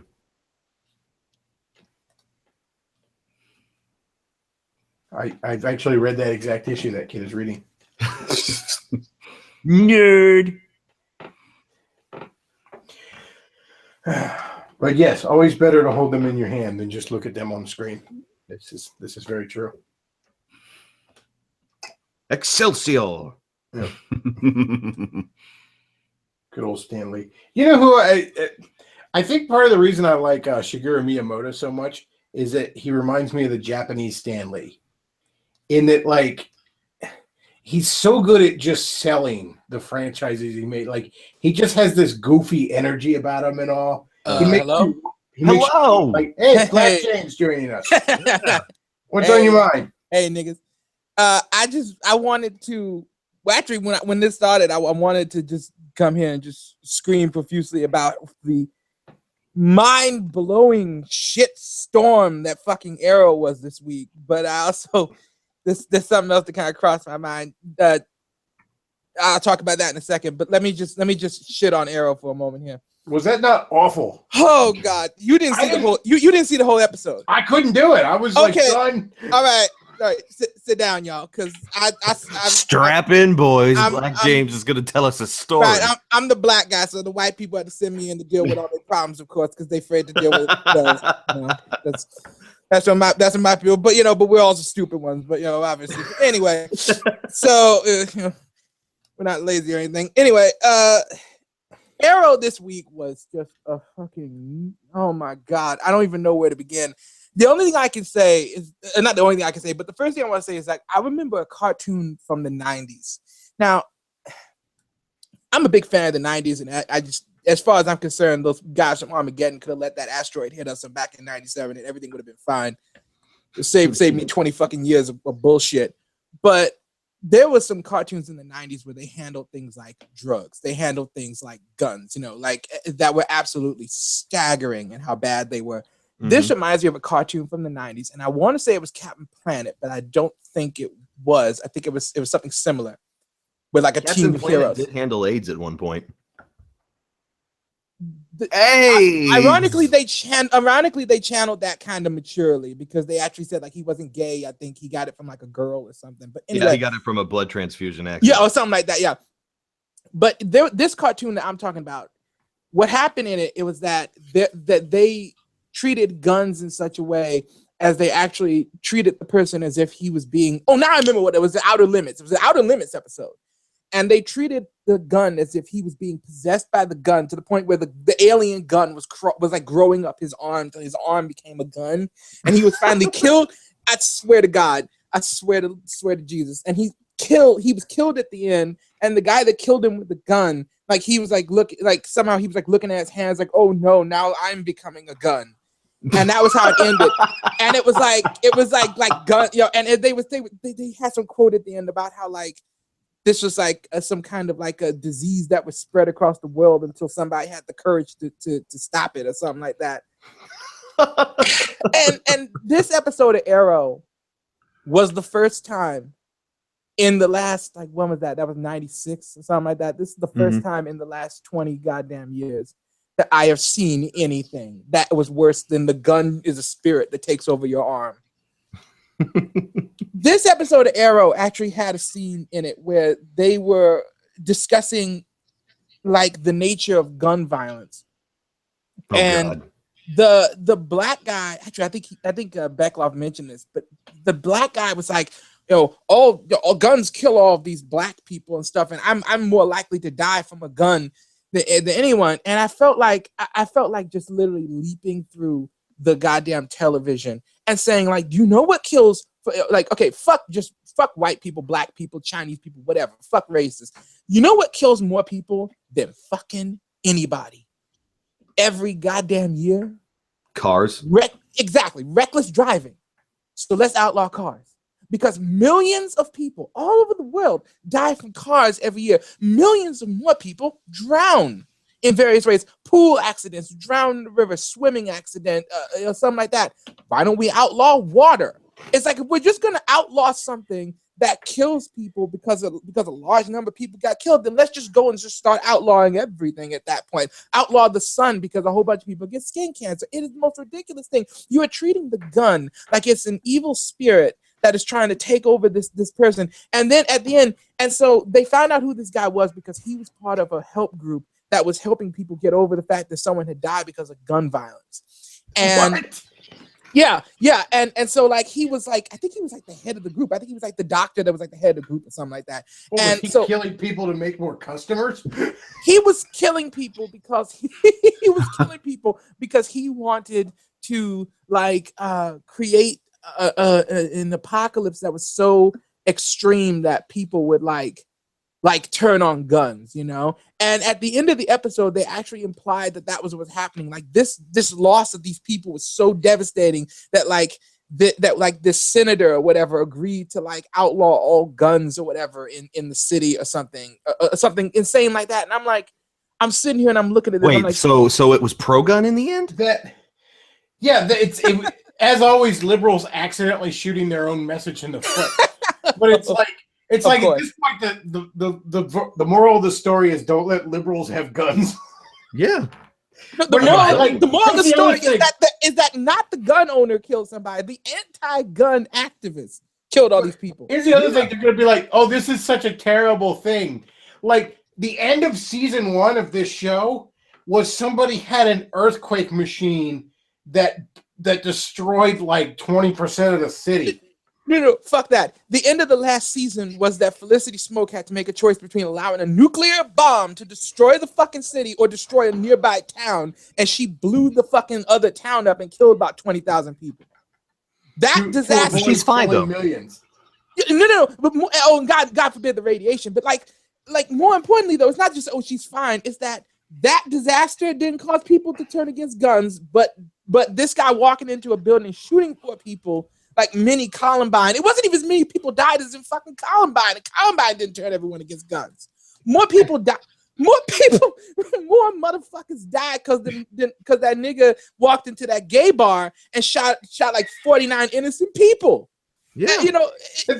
Think about this too. The black character is like, I'm so much more statistically likely to die from gun violence. You know what else makes you statistically more likely to die from gun violence? Being a masked vigilante. No, wait, no, it gets better than that. Because literally the last fucking episode, not the last episode, but the one where they got the new Black Canary. Oh, don't even get me started on that nonsense. They got the new Black Canary. So disappointing. They go to Hub City and we don't get Blue Beetle or the Question. We just get a bitchier Black Canary. Who has the exact same name as the previous Black Canary. She's Dinah Drake. So that means that she's this is like literally like on Smallville where I'm going off on a tangent, but this is as dumb as on Smallville where Jimmy Olsen died. And I was like, what the fuck? And I was sitting there watching this thing and I was just like, my mouth is open like, ugh. And then all of a sudden they whip out a new Jimmy Olsen and go, nope, that was actually his brother. They had the same name because families do that. They name two brothers the exact same thing. Oh, you don't know then. Okay, I'm blowing minds here. Y'all niggas don't know then. That shit was happening.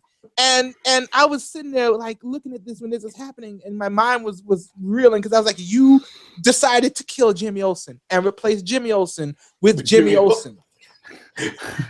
Why? And then this was the same thing where they because they wanted to have everyone with the sin there with their mouth gaping open like me. They wanted to have like, you know. What a shock. We're going to totally change everything. Gee, I wonder where they learned that from. Maybe from comic books. Don't even get me started on some weird. Oh, he died, but he got better. Came out of nowhere. I could fucking tell you some shit about Lost one day that just make your head spin. But so anyway, that episode was the same thing where all of a sudden they come up with this new Dinah Drake. And this new Dinah Drake has the exact same name as the last Dinah Drake and the exact same powers as the last Dinah Drake. The other one was Dinah Lance. See? Oh, well. But yeah, dude, when they were like, okay, this new Black Canary she got powers that are just like the artificial powers the last one had. And then when they were like, my real name's actually Diana, I was like, why did you have to do that? That's fucking stupid. It's bad enough you're making a new character to fucking be the new. Like, you couldn't have like gone to Hub City and gotten us some fucking 10-cord Blue Beetle or the Question. Never mind. I'm about to I'm putting on my douchebag comic book fan hat here.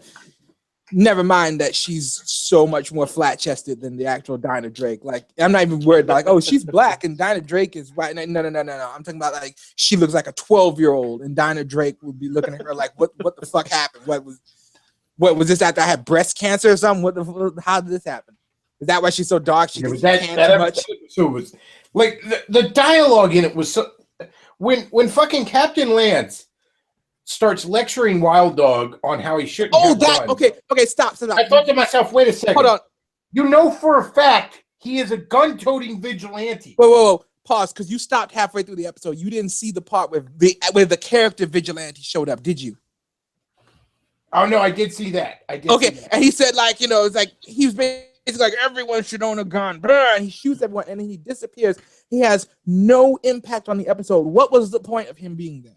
He shows up and he just says, "I'm just like you. I just use a more efficient weapon," and then he like shoots all around fucking Oliver Queen. Exactly. Right? It's he's purposely I'm like you. missing it. I use a more efficient weapon. I got trained at the Stormtrooper Academy though. And spraying that gun like a fucking porn star's money shot. They taught me to all over the damn. No, I got trained at the Stormtrooper Academy. They told me to aim slightly up and to the left at all times.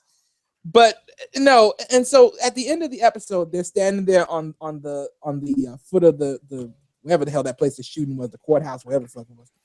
And they standing there, and they got the pictures of the people on the street corner. And this is right after Oliver. I don't know the guy's name. I just call him Green Arrow. This is right after Oliver had convinced the senator or something like that to sign a bill to outlaw all like guns under certain circumstances, like only certain people can own guns, or no, only certain types of guns are allowed in the public or something. So you wouldn't want somebody shooting back when he decides to be judge, jury, and executioner. Oh yes, exactly. And put an arrow in their fucking face. I can't help but think, like I keep bringing up that Orlando shooting though, because that was like that one actually gave me like I usually don't have nightmares and stuff, but that one actually gave me nightmares. But it's like that. You go to a lot of gay nightclubs?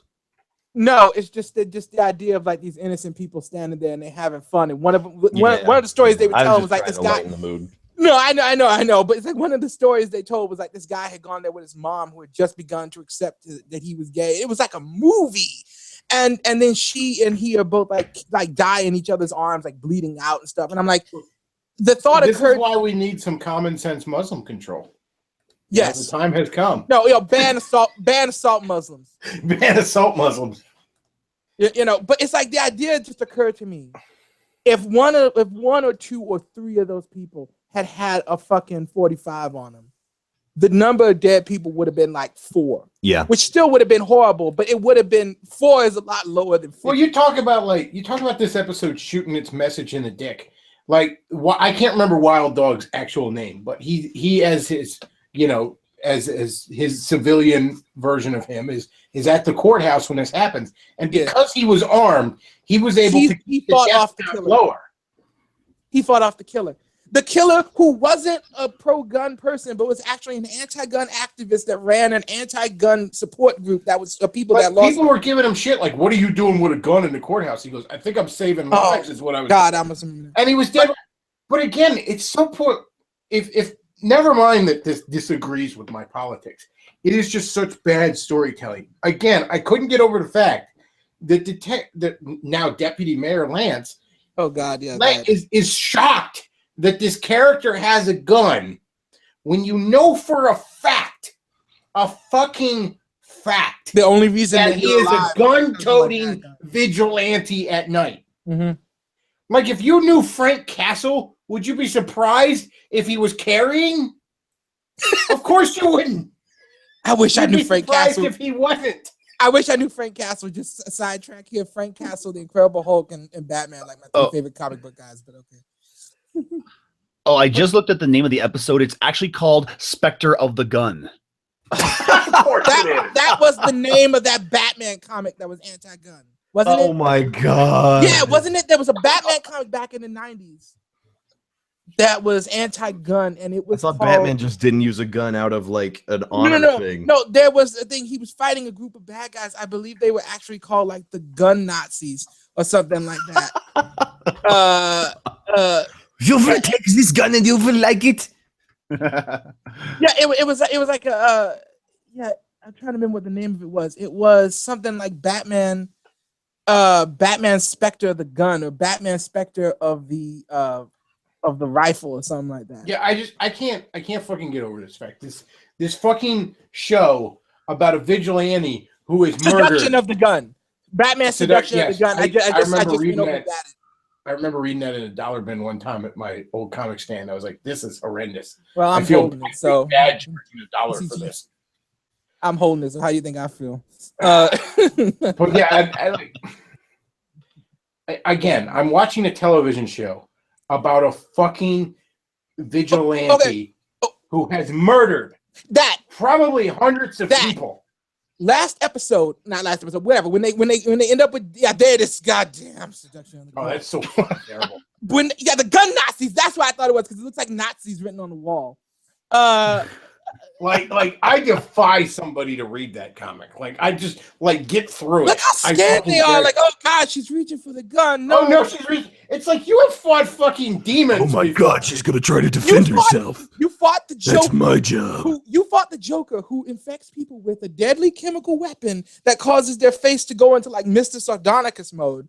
And somehow or another, this is like oh Jesus. But anyway, no. Think about it. This is a man who has stared Darkseid in the face. Okay, he's literally stared the Space Devil. Fuck that. He looked at the Space Devil in the eyes, and he's like, "Oh no, that character's got a .22 pistol." He looked at the guy who bent the devil over the table, Darkseid, and somehow he's afraid. And Darkseid blinked first.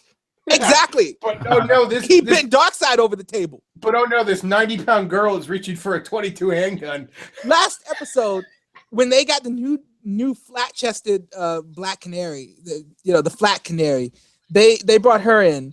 The arrow shot an explosive arrow into a chopper that had 5 or 6 guys in it, and it blew the fuck up. So he blew up by 5-6 people last week, and then he shot another guy in the head, I think like in the head with an arrow or something like that. That's fine. I'm using thermo fucking grenade arrows. That's fine. But God forbid somebody has a goddamn AR, because oh my lord, this is, we can't live in this. All of this really just makes me want to see a character who's kind of like the Punisher or Agent Venom or something, where he's kind of like spec ops military type guy, except he's dressed like a crusader and he has like his tabard is like the Dixie flag or something.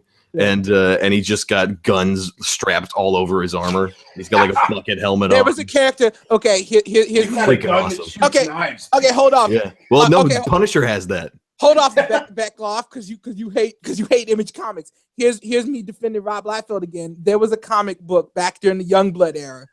Rest his soul. There was a comic book back during the Youngblood era that where there was a character like that, and I'm trying to remember what his name was, but it was something like Sir Patriot or something like that, and he was this cyborg guy who wore this big like Confederate flag across his chest, and he had cyborg arms. Freaking awesome. Yeah, Super Patriot. That's what his name was. And he was like hang out with the Youngblood people and stuff. Luke, get that up on screen for me. I got my hands full here.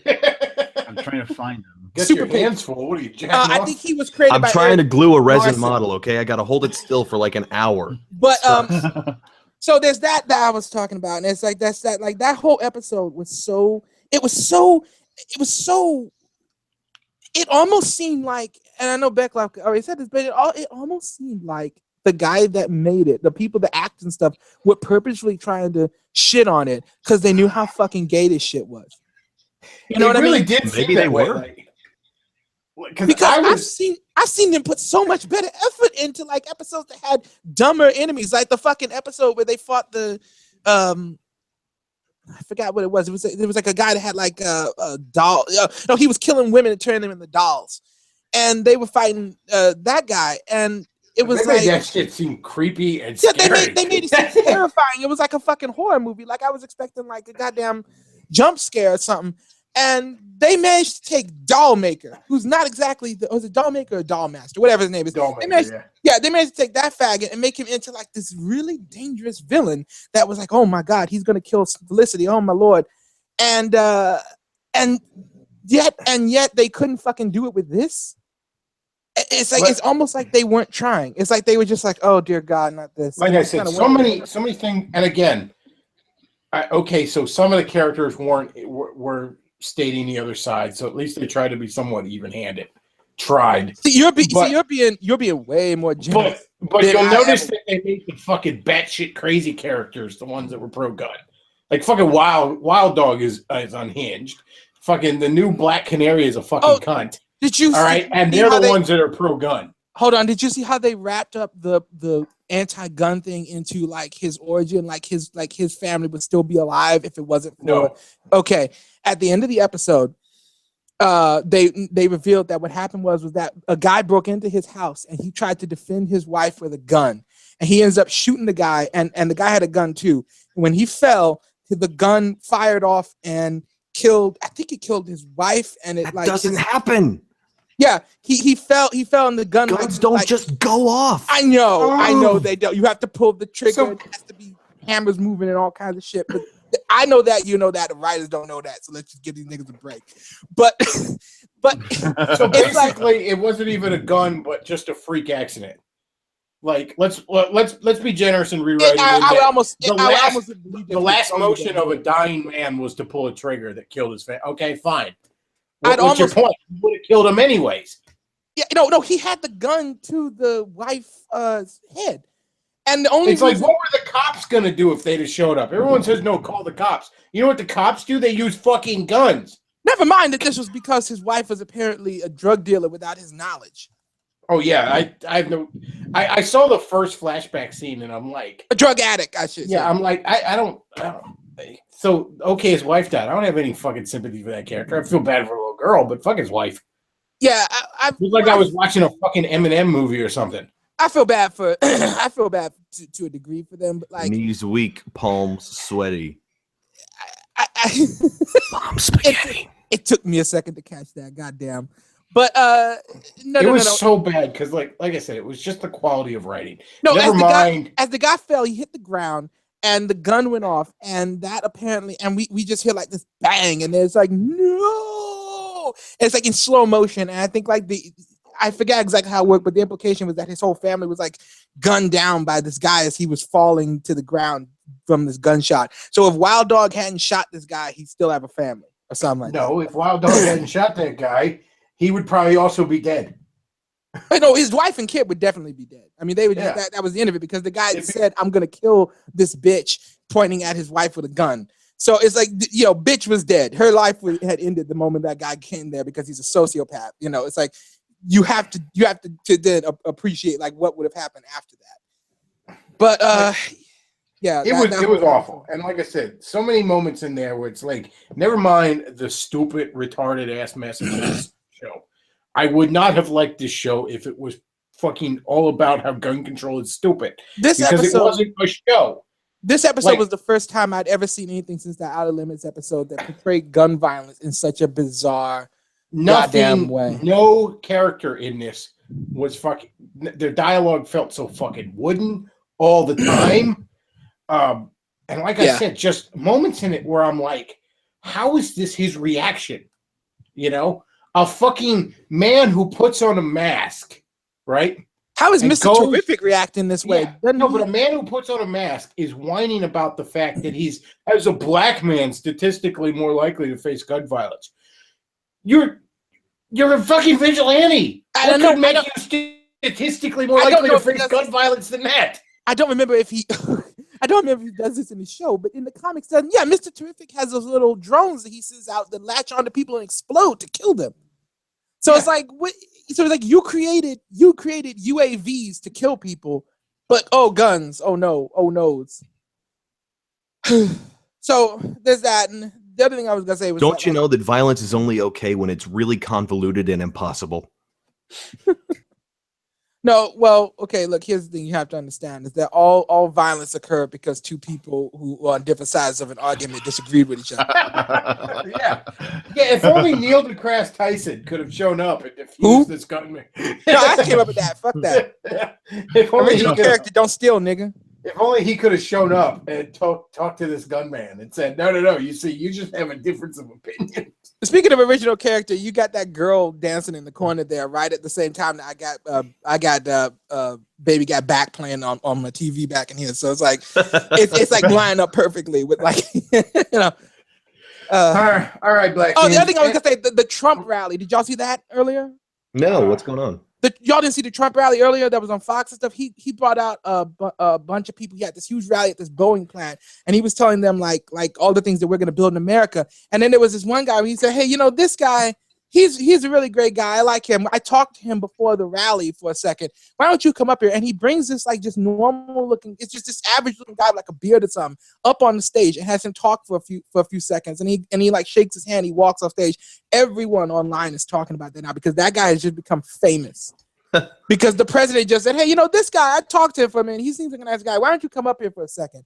The number of times that didn't fucking happen with the Obama administration is absolutely staggering. Yeah. Well, the Obama hype, I mean, there was some real legitimacy to it in 2008. Kind of. But after that, I mean, it was completely manufactured. Yeah. I mean, nobody gave a shit about Obama. I'm pretty sure Obama was a Manchurian candidate. But whereas I think if you punctured Obama with a knife, he would just disintegrate into a pile of sand like the Oogie Boogie from Nightmare Before Christmas. What, not a pile of bugs? Bugs, I'm sorry. It's been about 20 years, y'all. All right, James, I got another caller, so anything else on your mind? That press conference that Trump held was absolutely brilliant. It was perfect. He just laid in these people, and everyone that was just a normal person appreciated that, because that was how a normal person would just talk down to these cocksuckers. That was the ending of a teen movie where the hero beats up the jock, and then like the girl that plays Betty from Riverdale just runs in and kisses him, and then everyone starts dancing and they start playing Any Way You Want It by Journey. That was I see too many teen movies. Anyway, so yeah, I'll just peel out, y'all. Peace out, everybody. All right, take care, James. See y'all. Okay. All right, so looks like our next caller is a gentleman named Matt Forney calling from Hungary. Let's see. Tell him to go get something to eat then.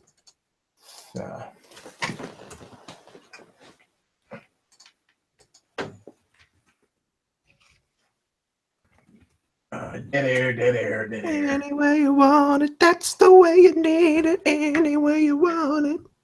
What if I wanted it with a gun? Apparently not that way. Not allowed? That episode, was, like I said, I'm sitting there and watching it, and at first I'm like, ooh, yeah, TV 14, we're going to get out the good shit. I didn't realize it meant that, if you were over 14, you were going to find this fucking insulting. If you were under 14, you probably would have found it fucking insulting. But I'm sitting there like, and as I'm watching, I'm like, nah, come on, don't do this. Now, come on, man. Finally, like, done. We're done here. That dude's got a fucking review of Kirby Triple Deluxe I can watch. I really like that guy's reviews, and he's a huge Kirby fan. It's hard to find guys that talk about Kirby a lot. Yeah. Well, it's kind of because there's not a lot to say about Kirby. It's one of those things where it's never been broke, so they've never tried to fix it. Well, some of the side games are a lot different. I mean, every once in a while you get like I got Rainbow Curse, I think it was, on the Wii U, and it's one of those oddball Kirby games where like you don't control Kirby, you just sort of push him around. It was almost a follow-up to Canvas Curse from DS. And I don't care for that gameplay. Now, don't get me wrong, the art style in Rainbow Curse, the claymation shit, I think is adorable. Mm-hmm. If that would have just been in a regular Kirby platformer, I'd have been all set. Yeah. And I know the Epic Yarn has a lot of different Kirby gameplay, but you're right. Most Kirby gameplay is pretty standard. And then, maybe some twist is thrown in, like the mech suits in Planet Robobot. Sure.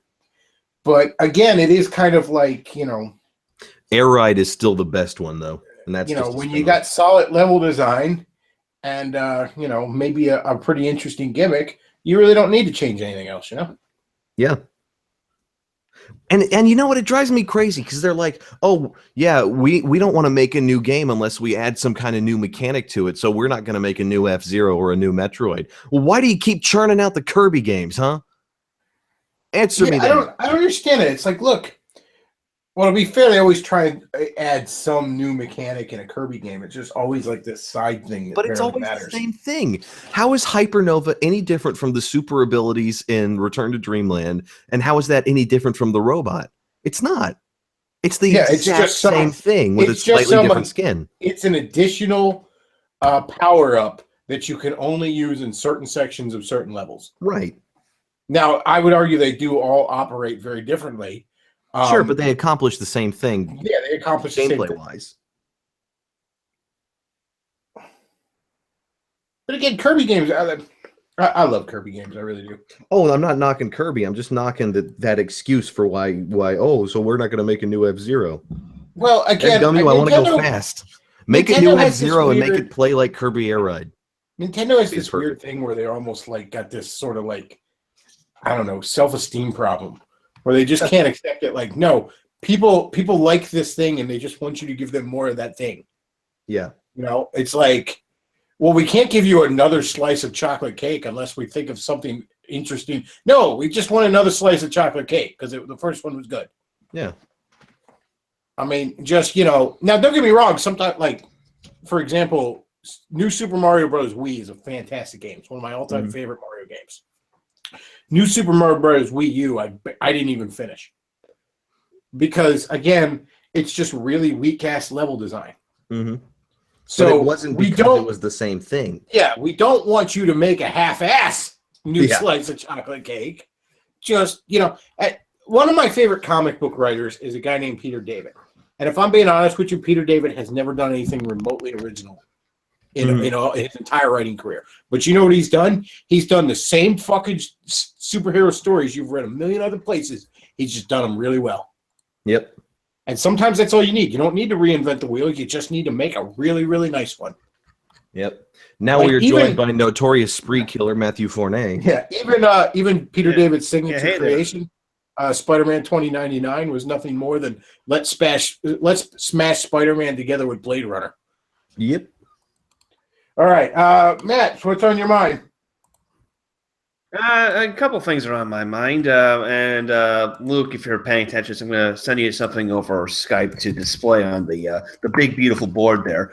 If I can roll that Skype beautiful bean footage. Yes, but anyway, some of you may have heard of a formerly relevant website called The Right Stuff, and one of their leaders named Ghoul was revealed today, and actually Bechtloff was the one who informed me of this, that Ghoul fucked a transsexual. What?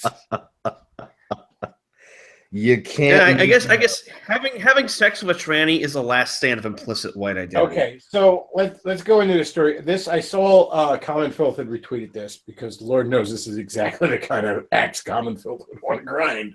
Yeah. But anyways, apparently some tranny was on Twitter saying like, I can't believe when Ghoul got outed as, I don't know what the hell is his name, Cody or something. Cooper. Okay, he got outed as unfortunate. He got outed as this guy, and this chick was like, I can't believe I had sex with him. Well, this chick was not so much a chick. And oh my God, you're a female? I can't believe not even all that passable once you get a good look at him either. It's not like one of them where it's like this was a like, did they trick him or did he just not want to? Yeah, Cooper can't claim that this was an honest mistake. Okay. Well, the other thing too is that this was actually I want to be fair real quick. These are often full of shit, okay? Because, hey, they are kind of mentally ill. And they are often like, every man wants me. So there's a pretty good chance that this is completely full of shit. But well, that's a possibility, but here's the thing. Number one, the two of them were apparently set up on a date by a mutual friend of theirs. And number two, Ghoul was raised by two lesbian mommies. He's that's right. Liberal. I forgot about that. So yeah, I'm going to assume that he fucked this chick unless he explicitly denies it. Oh wait, he won't explicitly deny it because after the Antifa doxed him, he ran crimes with a little bitch. But not before selling out all of his other comrades at TRS. Never been Common Phillips' point about how sexual deviants have no spine whatsoever, and the minute you apply the slightest bit of pressure to them, they brown their britches and run for the hills. Ghoul's a living example of that. And actually, I had people on my fucking, and the other thing too, the Right Stuff and their allies were the same people who have been smearing me for well over a year, claiming that I went to the Philippines to fuck ladyboys. Maybe they one were of their just leaders jealous. fucked a transsexual. One of their leaders fucked a transsexual. Fox Day wasn't kidding when he says that SJWs always project. And that's what the right stuff are. They're basically SJWs who hate black people and Jews.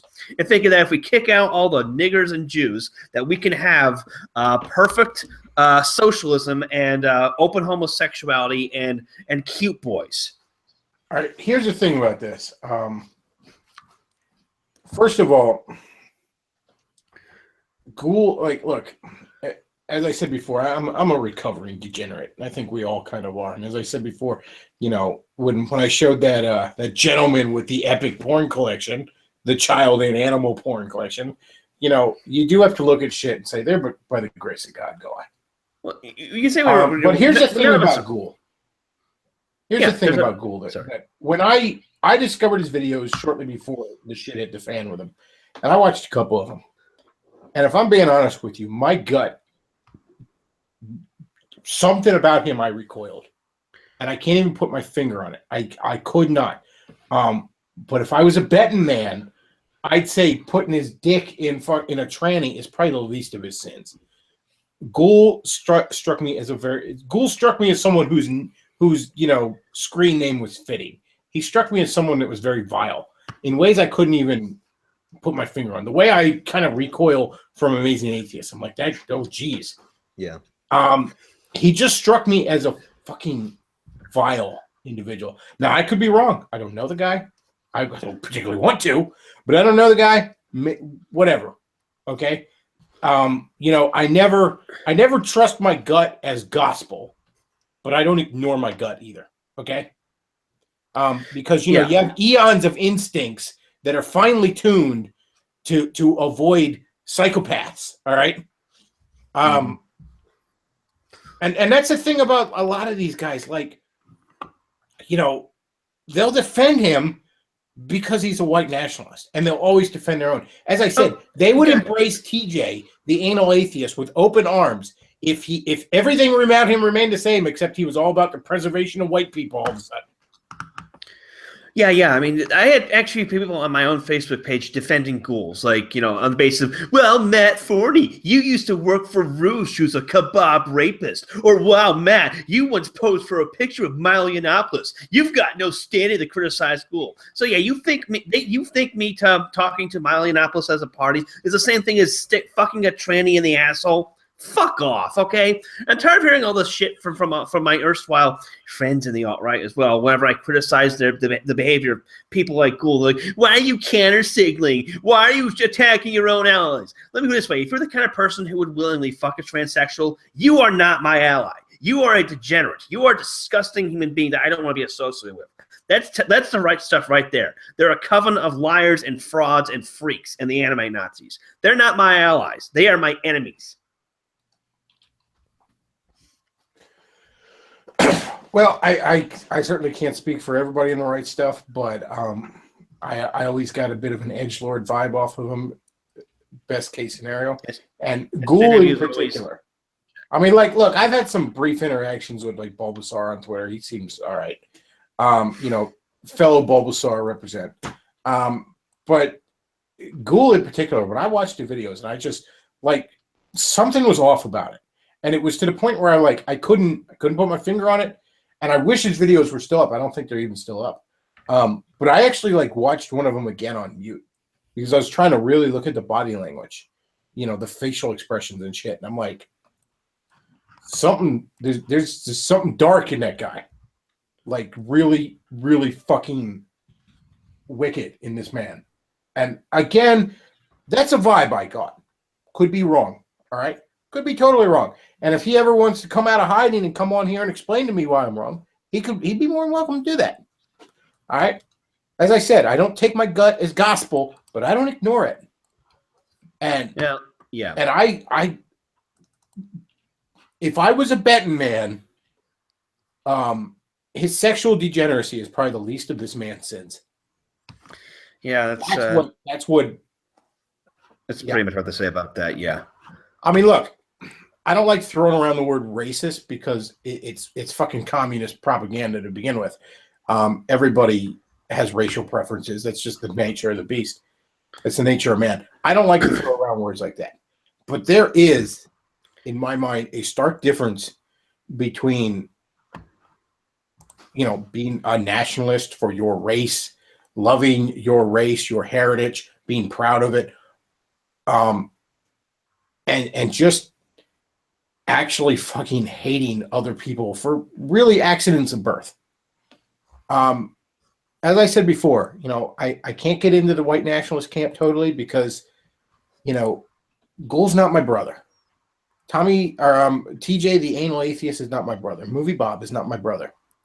If I was in charge of colonizing another world, which is an admittedly unlikely scenario, I don't know why I'd be in charge of that. But if somehow I was deciding who goes on the fucking rocket ship, a man like Tommy Sotomayor is in line well before a man like Ghoul or a man like Anal Atheist. A functioning society would have taken the anal atheist out behind a woodshed, shot him in the back of the head by now. Talk about your disgusting individuals. Jesus Christ. But that's enough from me in terms of this negativity. Now that the beef is off the grill, can I do some quick shilling for a conference I'm going to be involved in? I suppose. Some very quick showing. Yes. Next week in Stockholm, Sweden, Arctos will be holding the Identitarian Ideas 9 conference, featuring speakers such as Ramsey Paul, Millennial Woes, Henrik Palmgren, Lana Lockteff, Daniel Freeberg, John Morgan, Jason Reza Giorgiani, and some guy by the name of Matt Forney. We'll all be giving speeches there, and it will be broadcast live by Red Ice. So all of you back in the States who weren't too enthused about going on a transcontinental flight just to see me give a rousing speech can watch it live from the safety of your laptops. If you want to get a ticket, go to arctos.com or just check out Red Ice when it goes live. The conference will start around 8 a.m. Eastern on Saturday. Isn't that awesome? Watch it from the safety of your own country. Yes, watch it for the safety of your own country. Avoid the pause that you have to wade through to get there. But yes, I'm really, really humbled to be a speaker at this conference, and thanks to Daniel and the folks at Arctos for giving me this opportunity. And all of y'all watch it and give me and talk about it and tell your friends and whatnot. Well, that's about it for me. All right. This is thanks for hopping in. I'm sure you want to get. Yeah, definitely. Y'all have a good night. Guten Nacht. Let's see. All right. Looks like we got one more caller. I'll let him in, and then probably wrap things up. Dude, the one thing Common Filth had to have me dying was he took one of those gay propaganda like children's books, like Tommy has two mommies, and he photoshopped Ghoul's head on the little kid. No, like that's good stuff right there. Common Filth is a little more angry than he used to be, so I think he's lost a bit of his comedic edge, which I think is a shame. Yeah, he's taken a break. It looks like from videos, and I think that'll do him some good. But still, when he's got a good one, he's got a good one, and he was having some fun at Ghoul's expense, and I was like, you know what, rightfully so. Yeah.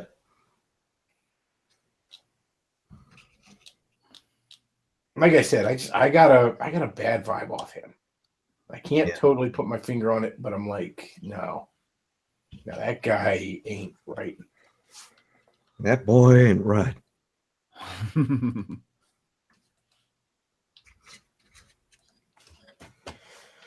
Oh Lordy, I do love that we've had the trash bird anim like little gif in the corner the entire time.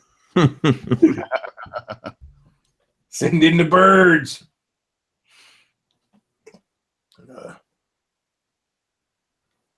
Send in the birds. I think I'm gonna make a weekly little segment though out of like comic recommendations. Because I know if somebody was getting into comics right now, Lord knows, just go and picking up a Marvel comic right now is shit. Not safe. There's actually, right, real quick, I'll go through the list of stuff I'm reading regularly, just because I don't know, maybe that'll be interesting. Fill some dead air while we're waiting on Ka. Okay, so right now, my reading list is I read Sonic the Hedgehog because I got the tism. Because of course he does. There is a Darkstalkers Street Fighter miniseries coming out that I'm really excited about. Everything I'm reading basically is like a crossover miniseries. There's a Batman Ninja Turtles crossover miniseries that's that'll really be good right fun. now. It's like a crossover of the current Turtles cartoon and the old 90s Batman animated series universes, Nice. which is a sequel to the one they did last year, which was like the 2 comic universes. Mm-hmm. Which I think is interesting. It's like, let's do a sequel to this. Well, let's just cross over 2 different Turtles and Batman universes. There's a sequel to last year's Star Trek Green Lantern, which I'm really enjoying. There is there's a Green Lantern Planet of the Apes crossover comic I'm enjoying. You what now? Yeah, it's Okay. basically like some lantern rings ended up like getting pulled into a different dimension, and that dimension is the Planet of the Apes world. All right then. I'm like, okay, we can work with that. You maniacs. What the hell else is there that's really good right now? There's something else I was reading. Fuck, I'm blanking on it. Like I said, most of it's like crossover shit right now. Can you hear me? Oh, got our caller in. We got a live one. What's on your mind? I have 2 things. The first one being just a little fun fact I wanted to share because you're talking about guns earlier. Okay. Assault rifle deaths in the United States isn't nearly as high as people talk about. Yes. Yes. It's actually less than the deaths from circumcision. Well, brilliant. you know what that means. We have to ban circumcision. No lie. It's interesting that you should mention circumcision because the episode right Okay, before hold on. this- I don't want to hear any sentence that begins with, it's interesting you should mention circumcision. Well, no. The episode right before this, they wrote the Jewish character out of the show for a while. Would you say he was circumcised from the script? Yeah. I mean, maybe he could have been like, he could have had a good comeback to the black character. One much more likely to have died as an infant. Well, I'm much more likely to have died in World War II. Statistically, There was 6 trillion that died, it was billions of us. All right, what else you got? The other one was you know what? It kind of annoys me. I don't know if it annoys you guys as well. When people, especially like conservative people, like reference like Hitler for gun control.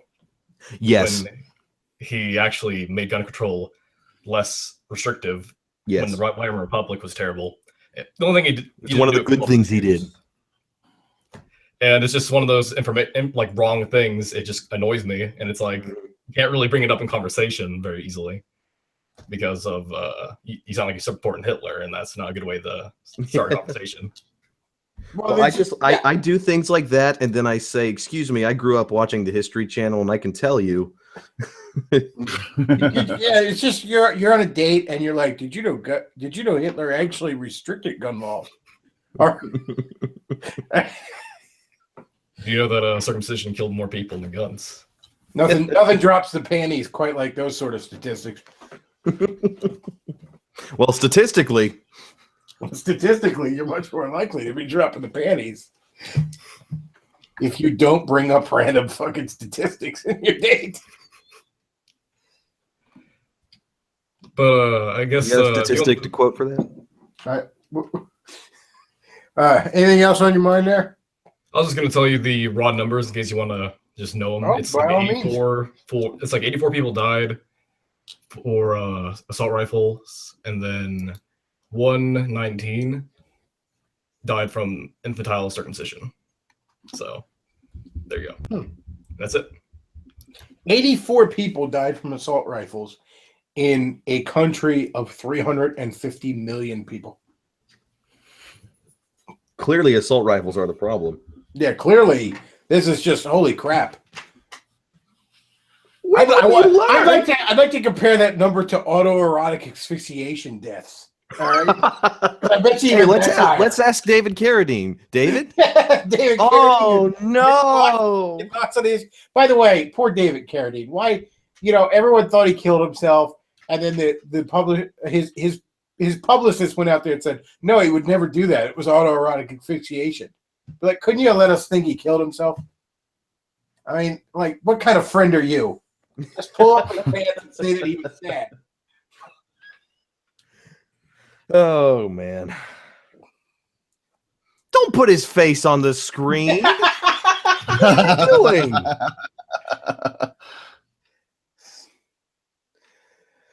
Oh.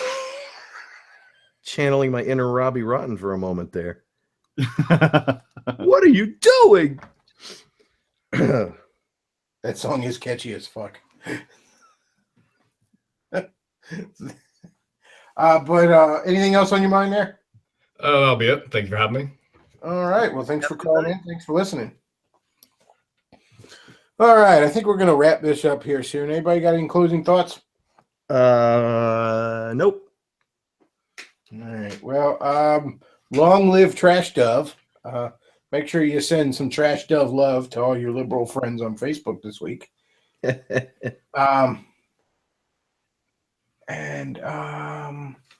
Oh wait. No, I think we got one more caller. Hang on.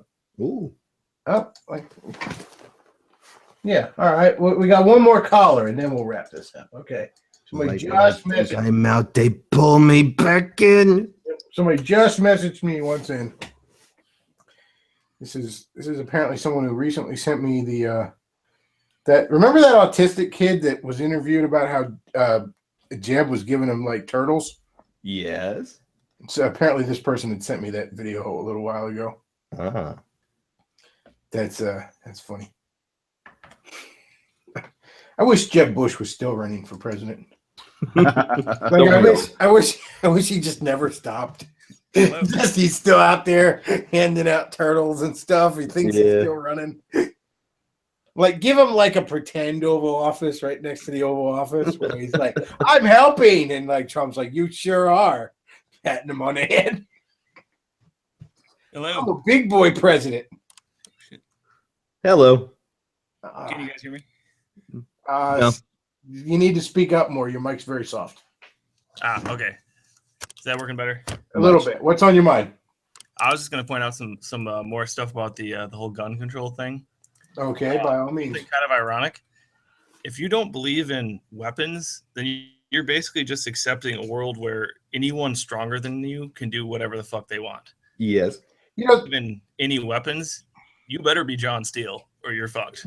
That's an interesting point. There is the old saying where it says, God made man, but Smith and Wesson made him equal. Yeah. If you think about it, outside of a boxing ring, that's the two people, even the good guy and the bad guy having a gun, that is still the closest thing to fair that you will find in nature. Yeah. You can be, as you say, a 90-year-old black transsexual lesbian in a wheelchair with osteoporosis, and you could do just as much damage to the other guy as he could to you. Yeah. And think about it. Think about how liberals are always whining about 11 billion women are raped every second. Yeah. All that nonsense, 11 out of 10 women are raped every day. Okay, well, shouldn't we give these women guns then? That seems like an easy fix. See, that's why everyone sends their daughters to college, because, there's a 1 in 4 chance she'll get raped. Yeah, I got to teach them, right? Yep. Yeah. That's the education they were talking about, clearly. 11 billion women are raped every day. I mean, that's what they told me at the patriarchy meeting last week. I don't know. Yep. Right after you're done raping a bunch of chicks. Yeah. That's how you get it started. Yeah. Hey, it's like I actually have taken to measuring time in rapes. It's like and distance as well. It's like, oh, where's the drugstore? Oh, about 3 rapes that way. Not anymore. It's not. Oh, nice. Nice.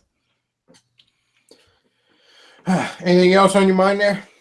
No, I just wanted to throw that concept out there. So, Cool beans. Okay. Well, you tossed it up and we caught it. Set up and delivery. That's a good point. All right, so now I think I'm going to wrap things up. So yes, do check out our sponsors, everybody.